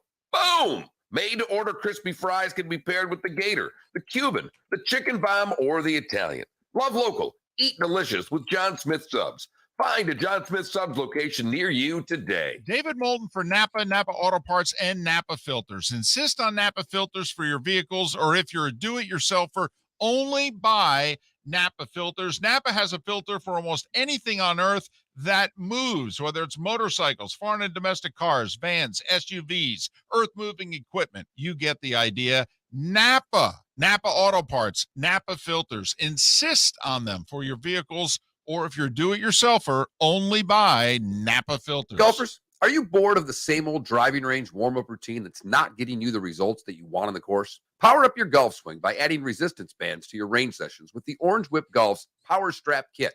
Featuring band attachments to your feet and hips, Power Strap resistance training will boost clubhead speed, increase power, improve flexibility, all with just a few swings. Buy a Power Strap Kit today. Go to orangewhipgolf.com and use code Miller10 to receive an additional 10% off the already great price of $119. Miller and Moulton here for the Clutch Vodka Play of the Day. Mark, remember Nick Charles, Fred Hickman, the CNN Play of the Day? Yeah, CNN did a nightly sports show. That was a while ago. Yes, it was. Just worked with me. Everyone liked the pod, the Play of the Day. So how about we have the Clutch Vodka Play of the Day? Sounds good. Fun. Smooth. Like Clutch Vodka. Listen weekday mornings for the Clutch Vodka Play of the Day. That's Clutch with a K. Mark Miller for SWFL Golf Carts or online, flgolfcarts.com. If you're looking for a golf cart, an e-bike, or an e-motorcycle, go visit Alex and the gang at SWFL Golf Carts. flgolfcarts.com online. Check out their whole inventory. If you're looking for a custom cart, they can take care of you. 2-seater, 4-seater, 6-seater, they've got you covered. E-bikes, nobody better for value and service. E-motorcycles, check them out. Again, flgolfcarts.com. flgolfcarts.com. David Moulton for Napa, Napa Auto Parts, and Napa Filters. Insist on Napa filters for your vehicles, or if you're a do-it-yourselfer, only buy Napa filters. Napa has a filter for almost anything on earth that moves, whether it's motorcycles, foreign and domestic cars, vans, SUVs, earth-moving equipment. You get the idea. Napa Auto Parts, Napa filters. Insist on them for your vehicles, or if you're a do-it-yourselfer, only buy Napa filters. You were listening to Miller and Moulton on the Florida Sports Network.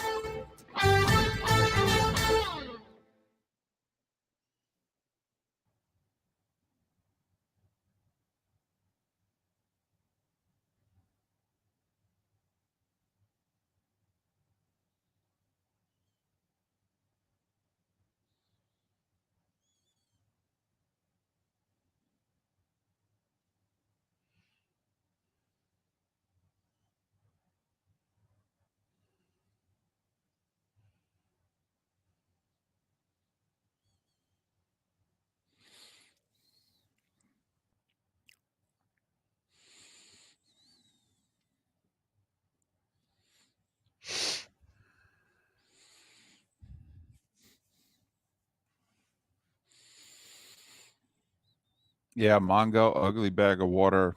I agree. Yeah, Graham Hall was the one that he's got good information. He just went on too long.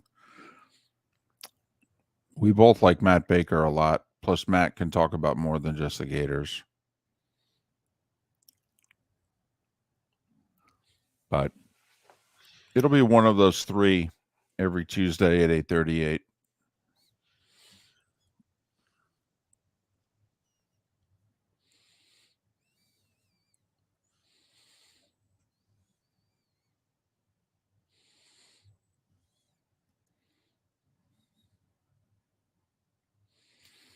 KW, I just wish they had invested more in putting more talent around Fields.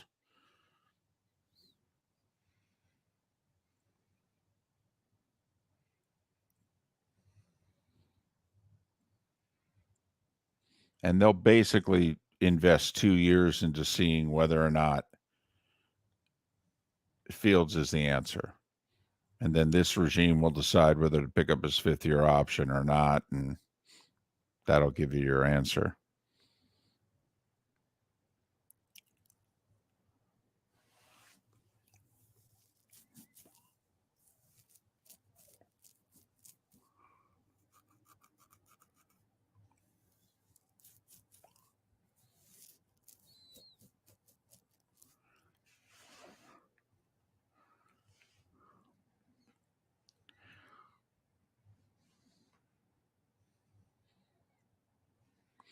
Wednesdays or Thursdays, Jimmy, is when we'll do. In fact, I think there's a good chance at 8 o'clock tomorrow we'll have a Kane segment.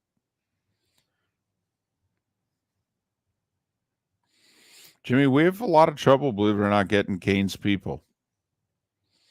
And as you could tell, we're pretty good at getting people, but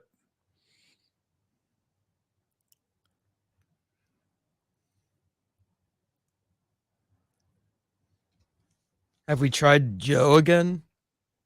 yeah, we'll either get a beat guy or a Zagacki tomorrow.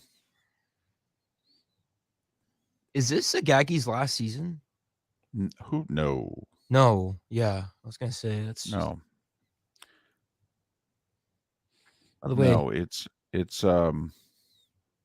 Deckerhoff's last year doing the Tampa Bay Bucks. So Deckerhoff and Brady will both go out into the sunset together. By the way, I don't want to jinx it, but how about Kirsten Bell in the WNBA Finals? Yeah, but she's not playing. He doesn't play. She doesn't play, but No, hey, she doesn't play. a ring. Yeah. I don't know. It'll be interesting to see if they keep her next year. Obviously, they're all in on winning a championship this year. She's only playing about 7 players. Coming back.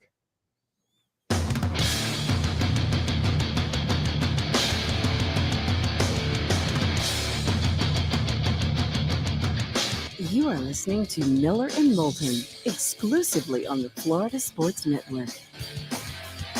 And now here's Mark Miller and David Moulton. The bonus hour this Tuesday for our faithful in the 239. Miller and Moulton, the Florida Sports Network, floridasportsnetwork.com. Thanks so much for being with us. Good, bad, and ugly. What's on tap today was the day one final thoughts, roughly 40 minutes away, kicking it around with week 1 of the NFL firmly in the books. Now that 2 full weeks of college football are also in the books, it leads to our poll question today, in which worst loss, we feel there were, well, much worse losses on Saturday than Sunday this past week. Although Denver's loss last night wasn't very good. No, there were potentially 2 monster losses. One ended up being a tie. One ended up being a Saints victory. That would have both been on the list. And you could argue that the Colts tie could be on the list as however the NFL or the AFC South is going to end up. You have to think that tie is going to play a part. Right now, that division is led by an 0-1, by a pair of 0-1 teams. All right. I don't want to get too drunk here, but can we just, if you want to say that, hey, maybe the unexpected is possible, how about this Sunday's Jacksonville-Indianapolis game, Mark? I mean, if you're the Jags, if you win, you'll be in first. Because Houston's not winning at San Francisco. And Tennessee's not winning at Buffalo. If you're the Jags at 1-1, you'd be in first. And the Colts would be off to an 0-1-1 start, having opened with the 2 worst teams in the division. And Tennessee will be 0-2. And, listen, we all acknowledge this is the worst division in the league. And it's kind of like a bracket in the NCAA tournament when you go, well, the South's the weakest region. Well, then that's usually where all you-know-what breaks loose. It's tough for all hell to break loose in the strongest region. It's much easier to find the soft spot region and go, if something's going to happen, it might happen right here. Jacksonville hosting Indianapolis this week. Is this an opening? Or do I need to be sedated? David, truthfully, I'd like to sedate you. I'd like to drug test you, and I'd like to give you a breathalyzer. But the facts are the facts, and when the Colts come to Jacksonville, they don't win. So there's that. And did Indianapolis do anything on Sunday to make you think they're going to come into Jacksonville and whip their behinds? Now if they can win, then hey, they show they're different. Things are different with Matt Ryan. We sleptwalked the first 3 quarters of the season. We got it going in the 4th quarter against Houston. We played a good game in Jacksonville. We won in a place we don't normally win, yada, yada, yada. Meanwhile, if Jacksonville can win, they'll be in first. And now all of a sudden you start thinking, well, how many wins are Indianapolis and Tennessee going to get? And is this the division you could steal at 9-8? We have one of those divisions damn near every year. And so that's why this game to me has some real intrigue. This is where crazy things can start to happen. If the Colts and Titans can start the season a combined 0-3-1. So, just a thought. It's not, I'd love to tell you it's a crazy thought, but it's not that crazy, given the fact of how these teams started in that division. But worst loss of the weekend, was it Notre Dame to Marshall? Was it Texas A&M to App State? Was it Nebraska to Georgia Southern? Was it Wisconsin at home to Washington State, where they were a solid double-digit favorite? That's our poll question. That Mark Miller, the David Moulton on Twitter, or floridasportsnetwork.com. Please vote accordingly. And I know we don't care about the Big Ten West, but that Wisconsin loss, doesn't that just, the Wisconsin loss, the way Iowa's played, doesn't it just tell you that that side on the Big Ten is wide open? Oh, yes. And I do think it played into why Trev Alberts let go of Scott Frost now. I think he looked around at the division and said, listen, yeah, we've already lost one game to Northwestern, but is there really anybody here we don't think we can play with? I mean, Iowa seemingly can't score 10 points if they were left alone. All right. Wisconsin is clearly right now not the team that we thought. Minnesota hasn't played anybody, so we have no idea. Okay. Hell, based on their performance so far this year, Purdue might be the best team in the West. So are you sure we can't compete here? The problem, of course, is that, ever since they split the divisions, the West has never beaten in the East in the Big Ten title game, have they? No, and they're not going to this year. But someone's got to represent the West in the game. I know, but right now it doesn't even look like. What would the point spread be? I don't care if it's Michigan, Ohio State. It doesn't matter which team it is. It'd be a minimum of a 10-point spread in that game right now. I don't care who you put in. It'd probably be closer to 20. Yes, I was thinking 17.5 would be the minimum spread, no matter who you put in that game against the Big Ten East champion. And that, by the way, is something that the Big Ten is going to have to alleviate here. Well, they're going to get rid of divisions. Well, okay. It's one way to do it. I don't quite know how it works when you got 14, 16 teams and you don't have divisions. I really don't. I mean, because obviously everybody's not going to be able to play everybody. So, I mean, I hate when conferences put together a format where you can have such unbalanced strength of schedules, and then you end up with a team or two deeper than they should be. And it's like, well, yeah, they haven't played anybody in comparison to so-and-so over here. So I think getting rid of divisions is a dumb idea, to be honest. But once they gave the leeway for conferences to do that, it looks as if most conferences are planning on doing that. I know. I don't like it. I mean, look at the National Football League. Now, if you want to go to smaller divisions, okay, I could live with that. Pods, as I like to call them. Heckle Hyde is pointing out in the Twitch chat room, hey, Moulton, it's called pods. Yeah, okay. If we want to go to some kind of pods and then we get 4 semifinalists, I guess, we're going to have 2 rounds of playoffs to determine our conference champion? Why would you? I understand that there would be no reason to me to have 2 rounds of playoffs. All you're doing is giving your best teams another opportunity to lose and take them out of the playoff. I'm not saying it's not the better for us, the fan, and giving us the right teams winning. But if you're a conference, to go to pods and say, hey, you know what? Let's give our best teams 2 opportunities to lose a championship game and not get into a college football playoff, that'll never happen. Well, and also we're going to go now to a 12-team playoff, which is going to add at least a week to the season. And as we've talked about, when are we going to start the playoff? I don't see how they can not start it the week after the conference championship game. So we can't make the season any longer, if you know what I mean. I mean, they're not moving Ohio State, Michigan to before Thanksgiving. Okay. That's not happening. They're not ending the regular season before Thanksgiving, which is what they would have to do to then have the 2 semifinals on the Saturday after Thanksgiving and then the championship game the first weekend of December. For a lot of years they did, though. Before buys, Michigan and Ohio State were playing before Thanksgiving for a lot of years. But Okay. they've settled into that weekend, and it's such an amazing television weekend. They're not going to give that up. The only way I think they can do it is they have to commit to week 0 becoming week 1. The college football season would have to start a week earlier. I don't think you can push it back later. I mean, Mark, you know what I think. I think they're going to have 13 games before the decade's done. Right, I really and that do. 13th game is going to be a FBS, FCS preseason money grab for the smaller schools and kind of sort of guaranteed win for the other schools. Absolutely. Absolutely.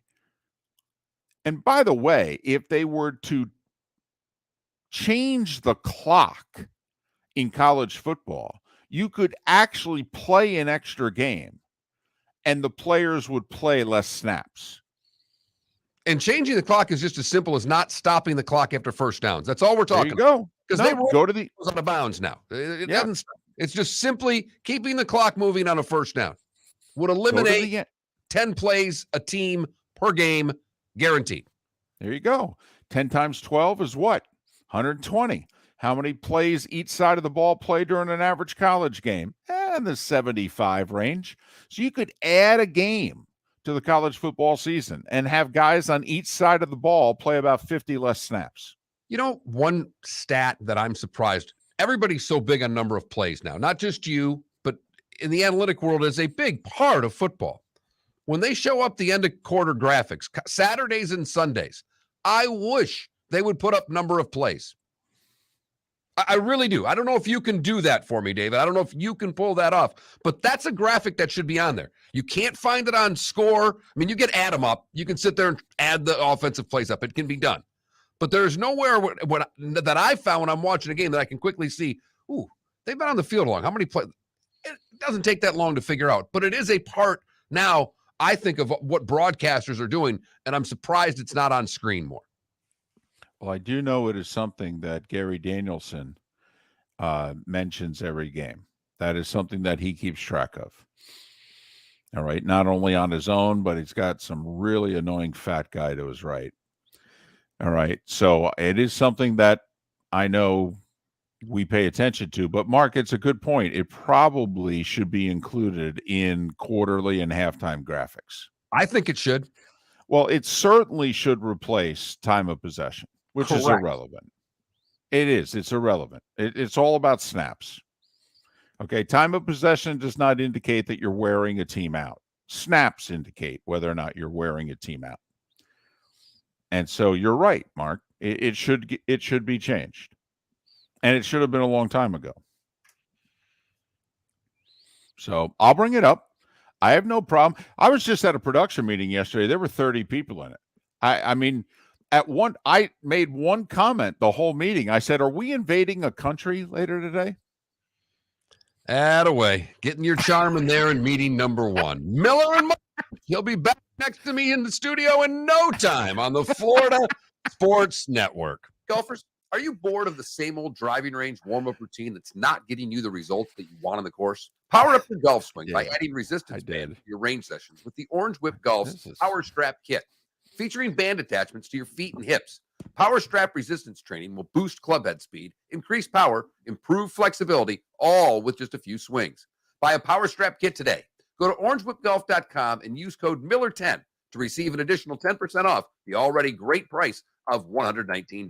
David Moulton for Napa Auto Parts, and Napa Filters. Insist on Napa filters for your vehicles, or if you're a do-it-yourselfer, only buy Napa filters. Napa has a filter for almost anything on earth that moves, whether it's motorcycles, foreign and domestic cars, vans, SUVs, earth-moving equipment. You get the idea. Napa Auto Parts, Napa filters. Insist on them for your vehicles, or if you're do-it-yourselfer, only buy Napa filters. Mark Miller for SWFL Golf Carts, or online, flgolfcarts.com. If you're looking for a golf cart, an e-bike, or an e-motorcycle, go visit Alex and the gang at SWFL Golf Carts. flgolfcarts.com online. Check out their whole inventory. If you're looking for a custom cart, they can take care of you. 2-seater, 4-seater, 6-seater. they've got you covered.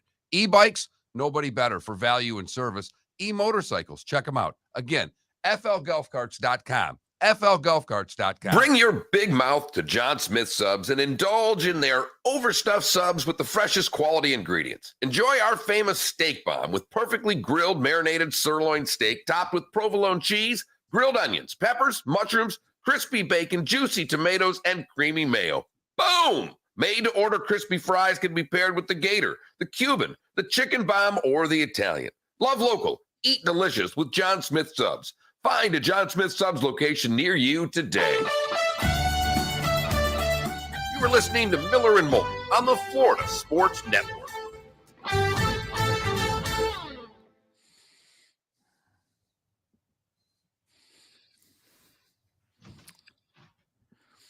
Just a reminder, when I'm on the road, I can't, type comments back, so I have to wait. And I will challenge anyone, if you don't download SEC Shorts every week, you should. It's a very funny 3 minutes every week. They poke fun of everybody. Don't know what the meth head is doing over there, but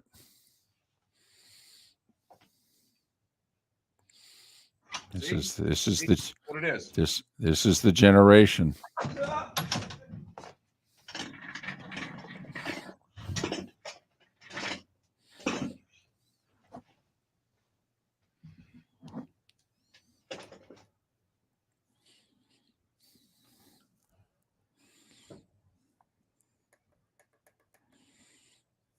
RCB, you did say it 2 weeks ago about the Jags. I mean, I'm still not believing it, but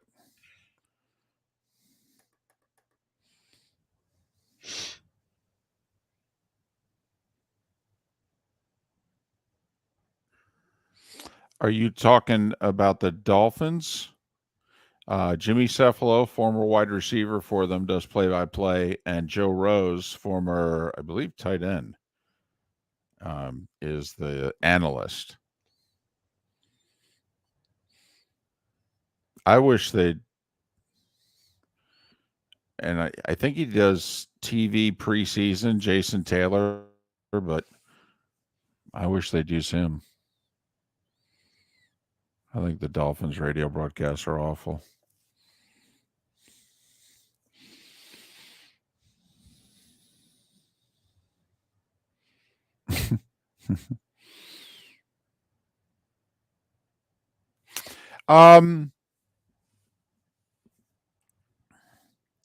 The production meeting, which I joked about, I will say, and maybe it's because the producer and the director and the broadcasters with Fox had been doing it for so long that it was much more casual with Fox behind the scenes. And Aaron had been with the crew for 10 years. And so, that part of it is, we're still learning everybody's names. Although, Mark, did I tell you they had a laminated, there's 120 people that were working this game. 120.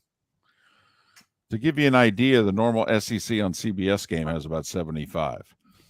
120 people working this game, and they were handing out laminates, 60 pictures of everybody on each side and their names. I now have pictures with names of every single person that's on the crew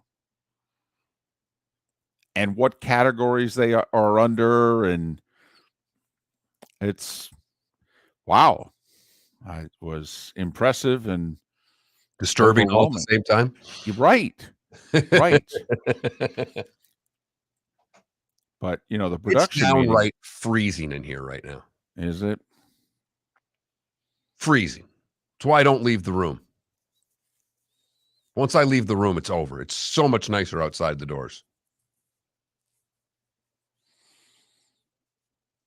I will say, Heckle, I think you'll find Monday Night Football a little less produced with Joe and Troy, if they have any influence, because they're a less is more guys.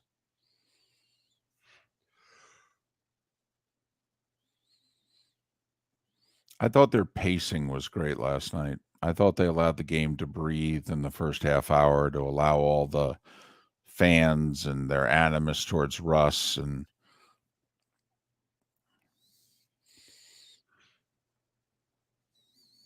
I thought in the first 30 minutes last night, you realized why the four-letter network spent the money that they spent on those two and how different the broadcast looked and sounded. 10 seconds. Granted, I am a little biased. Let's play the clutch play. There you go.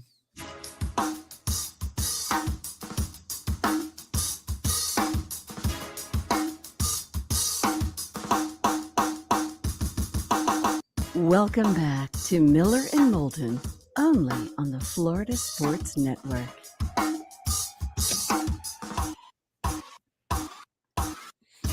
Oh, 21 minutes past our final hour on this Tuesday. Miller and Moulton, Florida Sports Network, floridasportsnetwork.com. Bud Elliott, Seth Everett joining us on the show tomorrow. And we think we'll also talk a little Canes.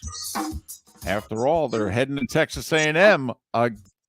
Now, people are going to be disappointed if they don't win. Hell, App State just went there and won. Boy, that is so tough, and you are so right. You are so right, David. I mean, didn't really think about it from that standpoint, but now, at least in their own circle, if you will, the Canes are definitely going to have a lot of pressure on them to win this football game. But they still get to play the no respect card. Because what are they, 6-point dog? 5.5-point dog right now. You are going to stay up late for that one, folks. That's not going to end until about 1 a.m. I mean, they're planning what, a 9 o'clock Eastern kick? Correct. I will say, there's going to be some drunkenness going on in College Station. A whole day of drinking, coming off an App State loss before the Miami game. Oh, they're going to be liquored up. Well, I know, and they're burying the video that came out from the pep rally that doesn't look too good on their part that they've been trying to bury. No. Right. Things are not great in College Station on all fronts. Jimbo getting attacked by reporters in ways that collegiate reporters don't ask questions of coaches. Are you going to give up play calling? Followed up with, is your ego going to allow you to give up play calling? There you go. We've showed up for work today. Oh, nippy. Man, they must have charged for parking or something to get people, no food before the press or something. Man, people in need of a Snickers or something. I like it. But, David, we did it again. We did it again. Second time in as many weeks. I was going to say clutch, but David was talking about, what was he talking about? He was talking about how that one texter that said that you guys don't know anything about PGA. So I was like, okay, let's let them get their thoughts in. And that's right. That's where it was. But we're supposed to do this clutch vodka, clutch play of the day. You know, it's clutch with a K. Yeah, baby. But since it's in the local hour, there's even more going on with clutch vodka right now. They are having watch parties for all of the Dolphin away games. They have that Dolphin vodka that they're doing. Oh, right. And it's at Seaside Bar and Grill in Bonita Springs. Great little spot on Old 41, right in the corner of Old 41 and 41 in Bonita Springs. They are having clutch vodka parties, Dolphin watch parties for every away game. They're going to have the clutch Bloody Mary bar. May have to head over there because the food's pretty good at this place. Yeah. And also, you get to experience clutch vodka. Smooth, delicious, clutch. With a K.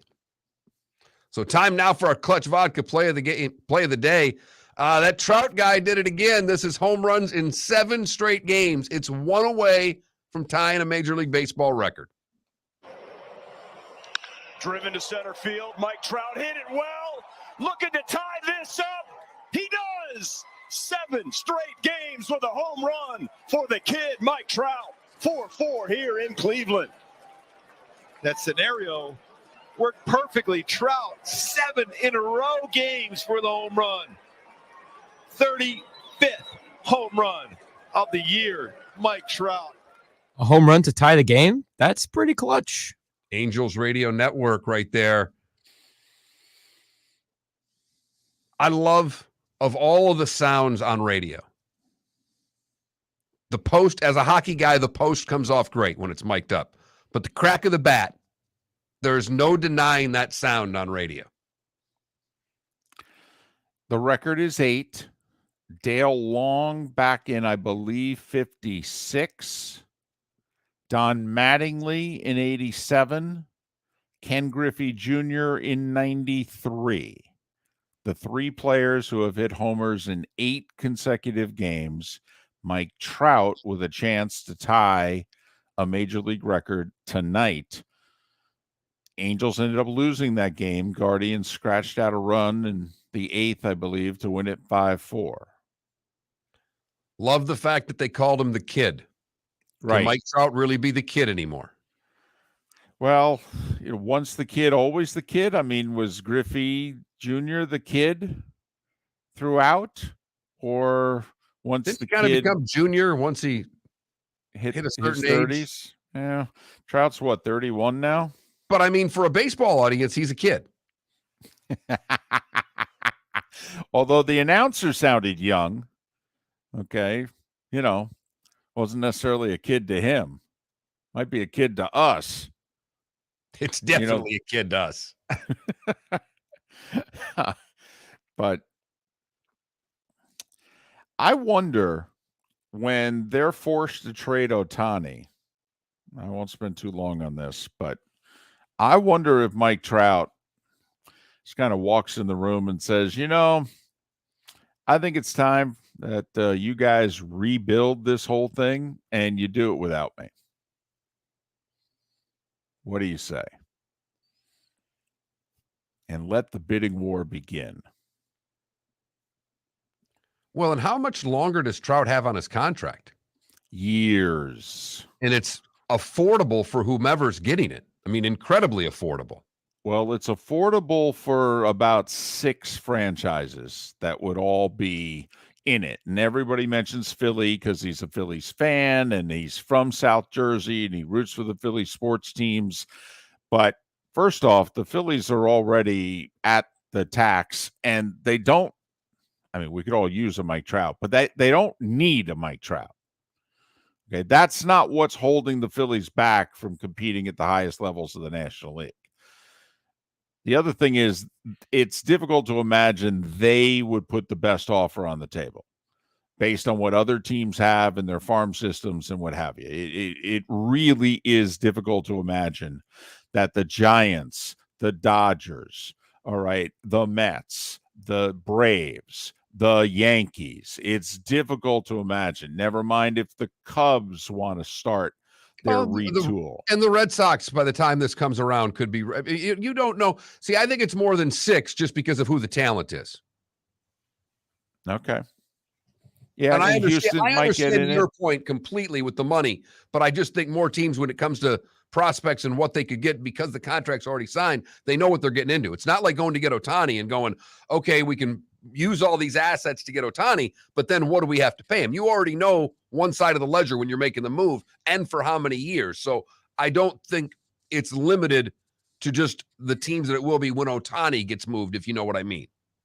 And I will say this little thing here has, not that Mike Trout's trade value needed upping, but believe it or not, Trout came off another significant injury, missed 4 or 5 weeks, and he was having a good year, but he wasn't having oh my goodness, he's Mike Trout. Well, now, when this season's over, based on the nice run he's had after he came off the IL, it's going to be, oh my goodness, look at Mike Trout. And he's just young enough where you think you're going to get 4, 5 really good years before the decline comes. And so I hope so. I hope he ends up on a team that plays relevant baseball. Yeah. And the other thing is, it's probably, he won't like it, but in a year or two, it'll be time to move him to a corner outfield, get him out of center field. That's okay. I think Mike Trout would be willing, if he's playing on a winning team, I think Trout would give up whatever you needed him to sacrifice. When you haven't played a meaningful baseball game basically in 8 years, what won't you do? It has got to be hard to go through another September and know that the month starts and you've got no chance and you're doing all these special things and it is largely meaningless in the rest of the baseball world. Miller and Moulton. The good, the bad, and the ugly. Today was a day when what's on tap in order to finish off the show on Miller and Moulton right here on the Florida Sports Network. Miller and Moulton here for the Clutch Vodka Play of the Day. Mark, remember Nick Charles, Fred Hickman, the CNN Play of the Day? Yeah, CNN did a nightly sports show. That was a while ago. Yes, it was. Just work with me. Everyone liked the pod, the Play of the Day. So how about we have the Clutch Vodka Play of the Day? Sounds good. Fun. Smooth. Like Clutch Vodka.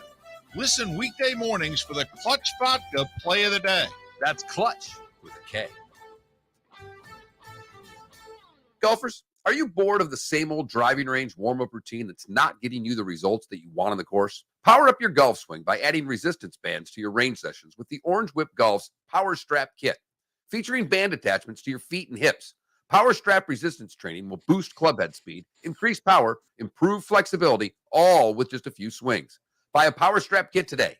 Go to orangewhipgolf.com and use code Miller10 to receive an additional 10% off the already great price of $119. David Moulton for Napa, Napa Auto Parts, and Napa Filters. Insist on Napa filters for your vehicles, or if you're a do-it-yourselfer, only buy Napa filters. Napa has a filter for almost anything on earth that moves, whether it's motorcycles, foreign and domestic cars, vans, SUVs, earth-moving equipment. You get the idea. Napa Auto Parts, Napa filters. Insist on them for your vehicles, or if you're a do-it-yourselfer, only buy Napa filters. Mark Miller for SWFL Golf Carts or online, flgolfcarts.com. If you're looking for a golf cart, an e-bike, or an e-motorcycle, go visit Alex and the gang at SWFL Golf Carts. flgolfcarts.com online. Check out their whole inventory. If you're looking for a custom cart, they can take care of you. 2-seater, 4-seater, 6-seater, they've got you covered. E-bikes, nobody better for value and service. E-motorcycles, check them out. Again, flgolfcarts.com. flgolfcarts.com. You were listening to Miller and Moulton on the Florida Sports Network.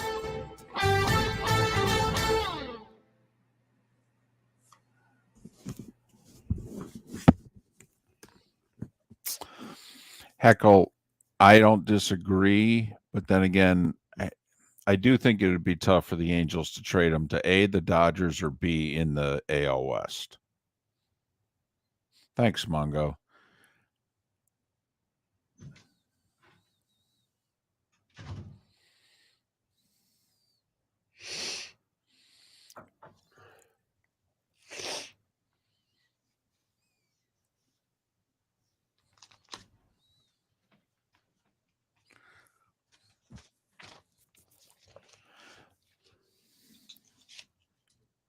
I'll tell you what, if Artie Moreno wants to sell the team, he should take the bullet and be the owner that gets rid of Ohtani and Trout, and not be the next owner have to do it.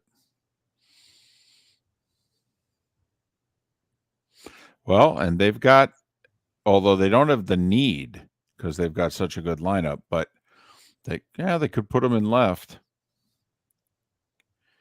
Unload Ozuna somehow.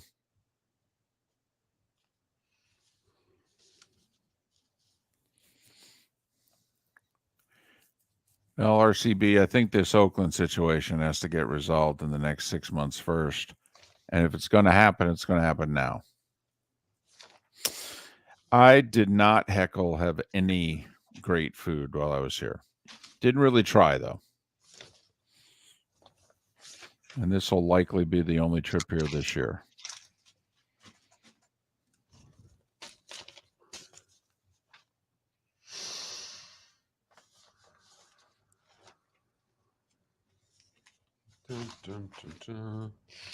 Well, yeah, your schedule's set. You're not going back.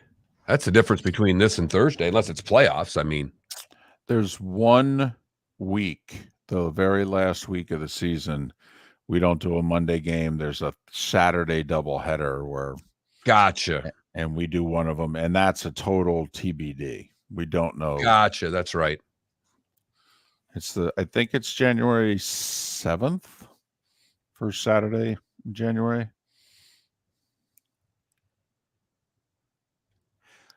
He missed, listen, he's never going to be a great thrower. He's not.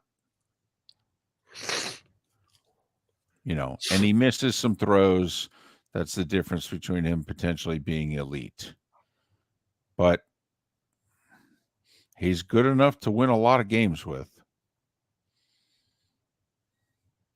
I'd be a little more concerned, quite frankly, about the Eagles' defense giving up 35, even though I think the Lions' offense is pretty good. And something we should all keep in mind, Lions have an offensive line.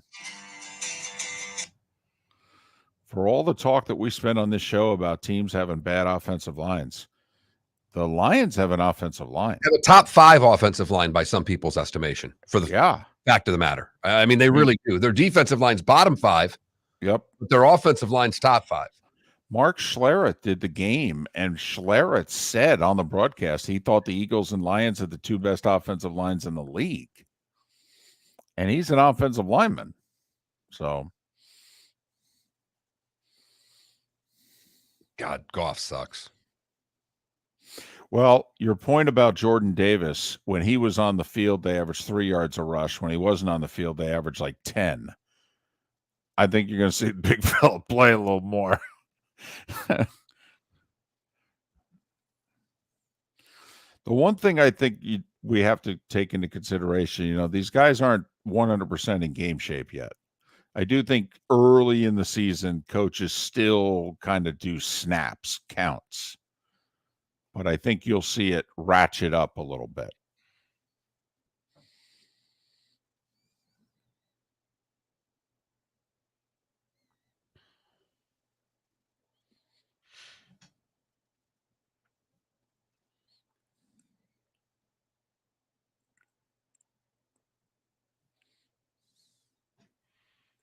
Goff is just so mid. No, he's not. He sucks. I watched the majority of that game. They won because they rushed the ball well. He doesn't do a damn thing. He is not good. Swift and Jamal. He is a bottom. Swift. Swift was great. Jamal got runs down by the goal line and scored. That's his job. Swift was fantastic.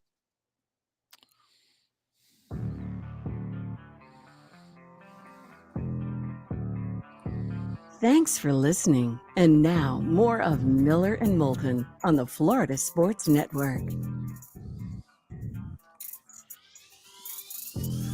22 minutes until we say goodbye. Miller and Moulton, Florida Sports Network, floridasportsnetwork.com. Poll question, which can be voted on at floridasportsnetwork.com. Worst loss of the weekend, and we thought there were at least 4, maybe more, losses worse in college football than any loss in the NFL, although the Niners losing in Chicago.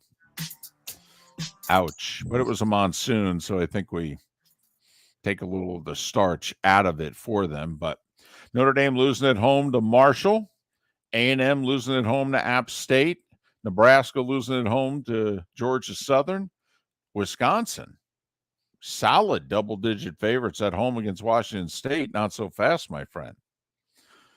Those are the 4 choices, floridasportsnetwork.com. Would you rather play football in the rain or in the snow? Oh, this is an age-old question that I have asked so many people. I'm curious. Go. Rather play football in the snow. Me too. Now, what's more difficult? Arrowhead Blizzard or Chicago on Sunday? Oh, they're equally difficult for the defense. First off, football in the snow looks great, so I'm a little biased there. It's a tremendous TV product. I mean, you show the same game in benign conditions, it does 30% less ratings. People, it's like the word's out. Oh man, turn on, NBC. Yep. It's snowing. It looks great. Look at the reason that this whole outdoor hockey thing goes on is because it snowed during the first one. Yep. Pittsburgh Buffalo, right? In Buffalo? Yes. In Buffalo. And it snowed. And people who had no interest in hockey thought it was the coolest damn thing they'd ever seen. And anytime there's a football game in the snow, everybody feels the same way. That has to affect the ice, I'm assuming. Yeah. Slows it down a little Slows bit. it down, but the whole Once game has again- bad ice. It does the ice Right. is the least important part of that game. And why did they play on New Year's Day? The whole Winter Classic. Why? It was a made-for-television event. So, okay, if it's a made-for-TV event, let's have the best damn event that we can. Holy blank, it's snowing. But they tried the Winter Classic out in, where was it? Nevada the one time, and they had they've like had the a West few Coast bad teams. ones. And, Right. and the ice is melting. No, Okay, what? come on. And like Come on. If we're going to do this, can we do it where it's called the Winter Classic? Could you do it where it's winter, please? And like we've said a million times, Ohio State, Michigan was beautiful. Absolutely. It was magnificent. I think they're doing Fenway again this year for the hockey. I think they're back at Fenway, or they're back in Boston. Agreed. And yes, Yinzer pointed out in our Twitch chat room, there was an Army-Navy game a few years ago in which it started snowing in Philadelphia. And I think it helped us win an Emmy. It's the one Emmy that we won. We should have won a couple others, but we won Best Televised Sporting Event, which usually the Super Bowl, the World Series wins it. And we won it for Army-Navy. And last-second field goal in the snow, and it was great television. It was fun. People love it. It's time for someone to take back this segment, if for no other reason than to stop David from talking about Meghan and Harry. Here's Mark Miller with Today Was the Day When. I feel like I'm in your lane right now, David. I don't know what to tell you. Man, you're going too slow. I'll tell you that. Get out of my way. Got a lot to talk about with Meghan and Harry this week. Week of mourning still, Mark. Week of mourning. Next week will be bigger, David. We'll find out more. 1909, where we start today. Ty Cobb clinches the AL home run title with 9, all inside the park. That's incredibly spectacular.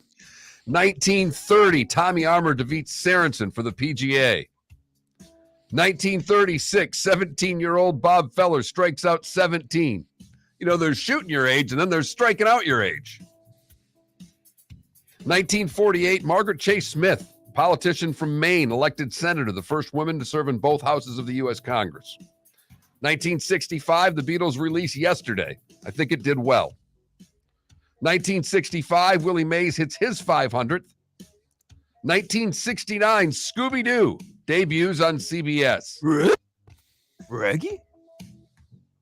1971, Frank Robinson hits his 500th, and the World Hockey Association forms. 81, McEnroe wins his 3rd straight U.S. Open, beating Borg in 4. It would be Borg's last Grand Slam match. Did you see, and I don't know if it was officially a 30 for 30 or what it was, but they did a documentary on like the McEnroe-Borg rivalry, and Borg literally walks off the court. Didn't stick around for the trophy presentation. There's Tony Trabert on the court going, Bjorn, has anybody seen Borg? And he literally shakes McEnroe's hand and makes a right-hand turn and walks straight off the court. He is one strange duck. Yes. Imagine Twitter during that. Twitter was on fire that day. 82, David, this one's for you. Steve Carlton tosses a complete game shutout and hits a home run for the 4th time in his career. He becomes the only pitcher to do so in 3 different decades. I thought that was pretty impressive. Will never be done again, obviously. No. 1985, Super Mario Brothers first appears. Although, hold on a second. I guess Ohtani could do it. Yeah. Right. But the problem is he's not going to throw the complete game shutout. 9 innings? Are you kidding? We can't have a pitcher out there for that long. 87, Tampa Bay Bucks history. Steve DeBerg establishes a franchise record with 5 TD passes in the 48-10 win over the Atlanta Falcons. 1989, Fay Vincent is elected baseball's 8th commissioner. A big day today in 1990 for one David Moulton. Law and Order premieres on NBC. Dun dun. Damn right. You're damn right. David, I know you remember this. 92, the Giants were trailing the Cowboys 34-0 in the third. They would come back to lose 34-28.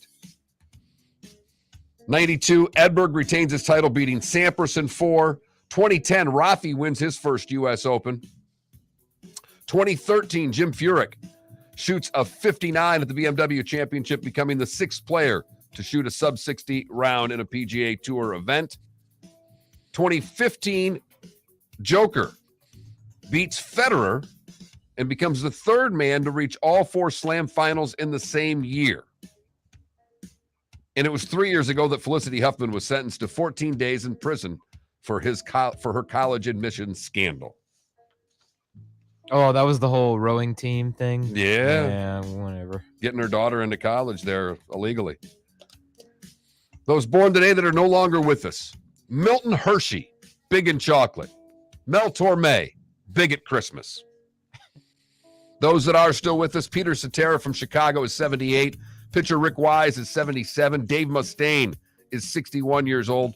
Sprinter Michael Johnson is 55. Bertie Williams is 54. So is Brad Johnson. Filmmaker Tyler Perry is 53 years old. And Goran Ivanisevic is 51. I just wanted that for the name, and I still blew his name when I said it. What is he, Eastern European? Yugoslavian, I believe. It's the course, itches. now. The itch. Broken up. Croatian. I don't know if, yes, Croatian. Croatian, right. Them and the Serbs, they've got a thing. And that is today was the day when. What did I miss, David? Tupac died today in 96. Ooh, that's a big one. And Oprah, remember she had the episode where she gave away the 300 cars. I think it was in her final year doing the show.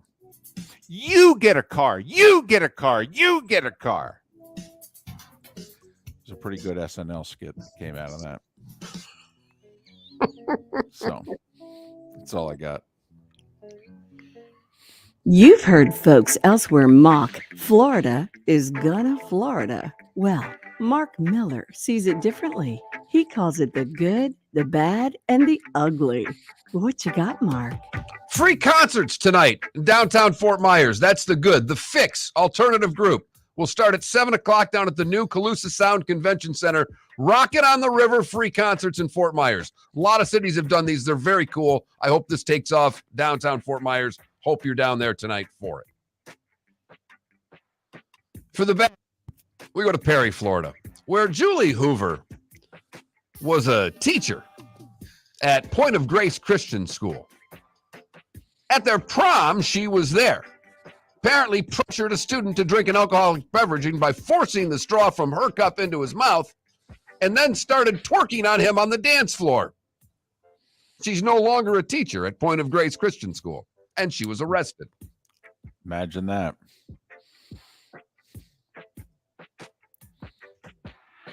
Twerking on a student. Right. Yeah. How much alcohol did she have in her system to think, what's going to make my teaching career really blossom? Finally, the ugly, and this is a record-setting ugly. We go to Clearwater. A man was arrested for driving under the influence. May have blown a record. I've never even seen one this high. On the first test, it was a .418. On the second test, to make sure the equipment was working right, he went 417. That's more than 5 times the legal limit of .08.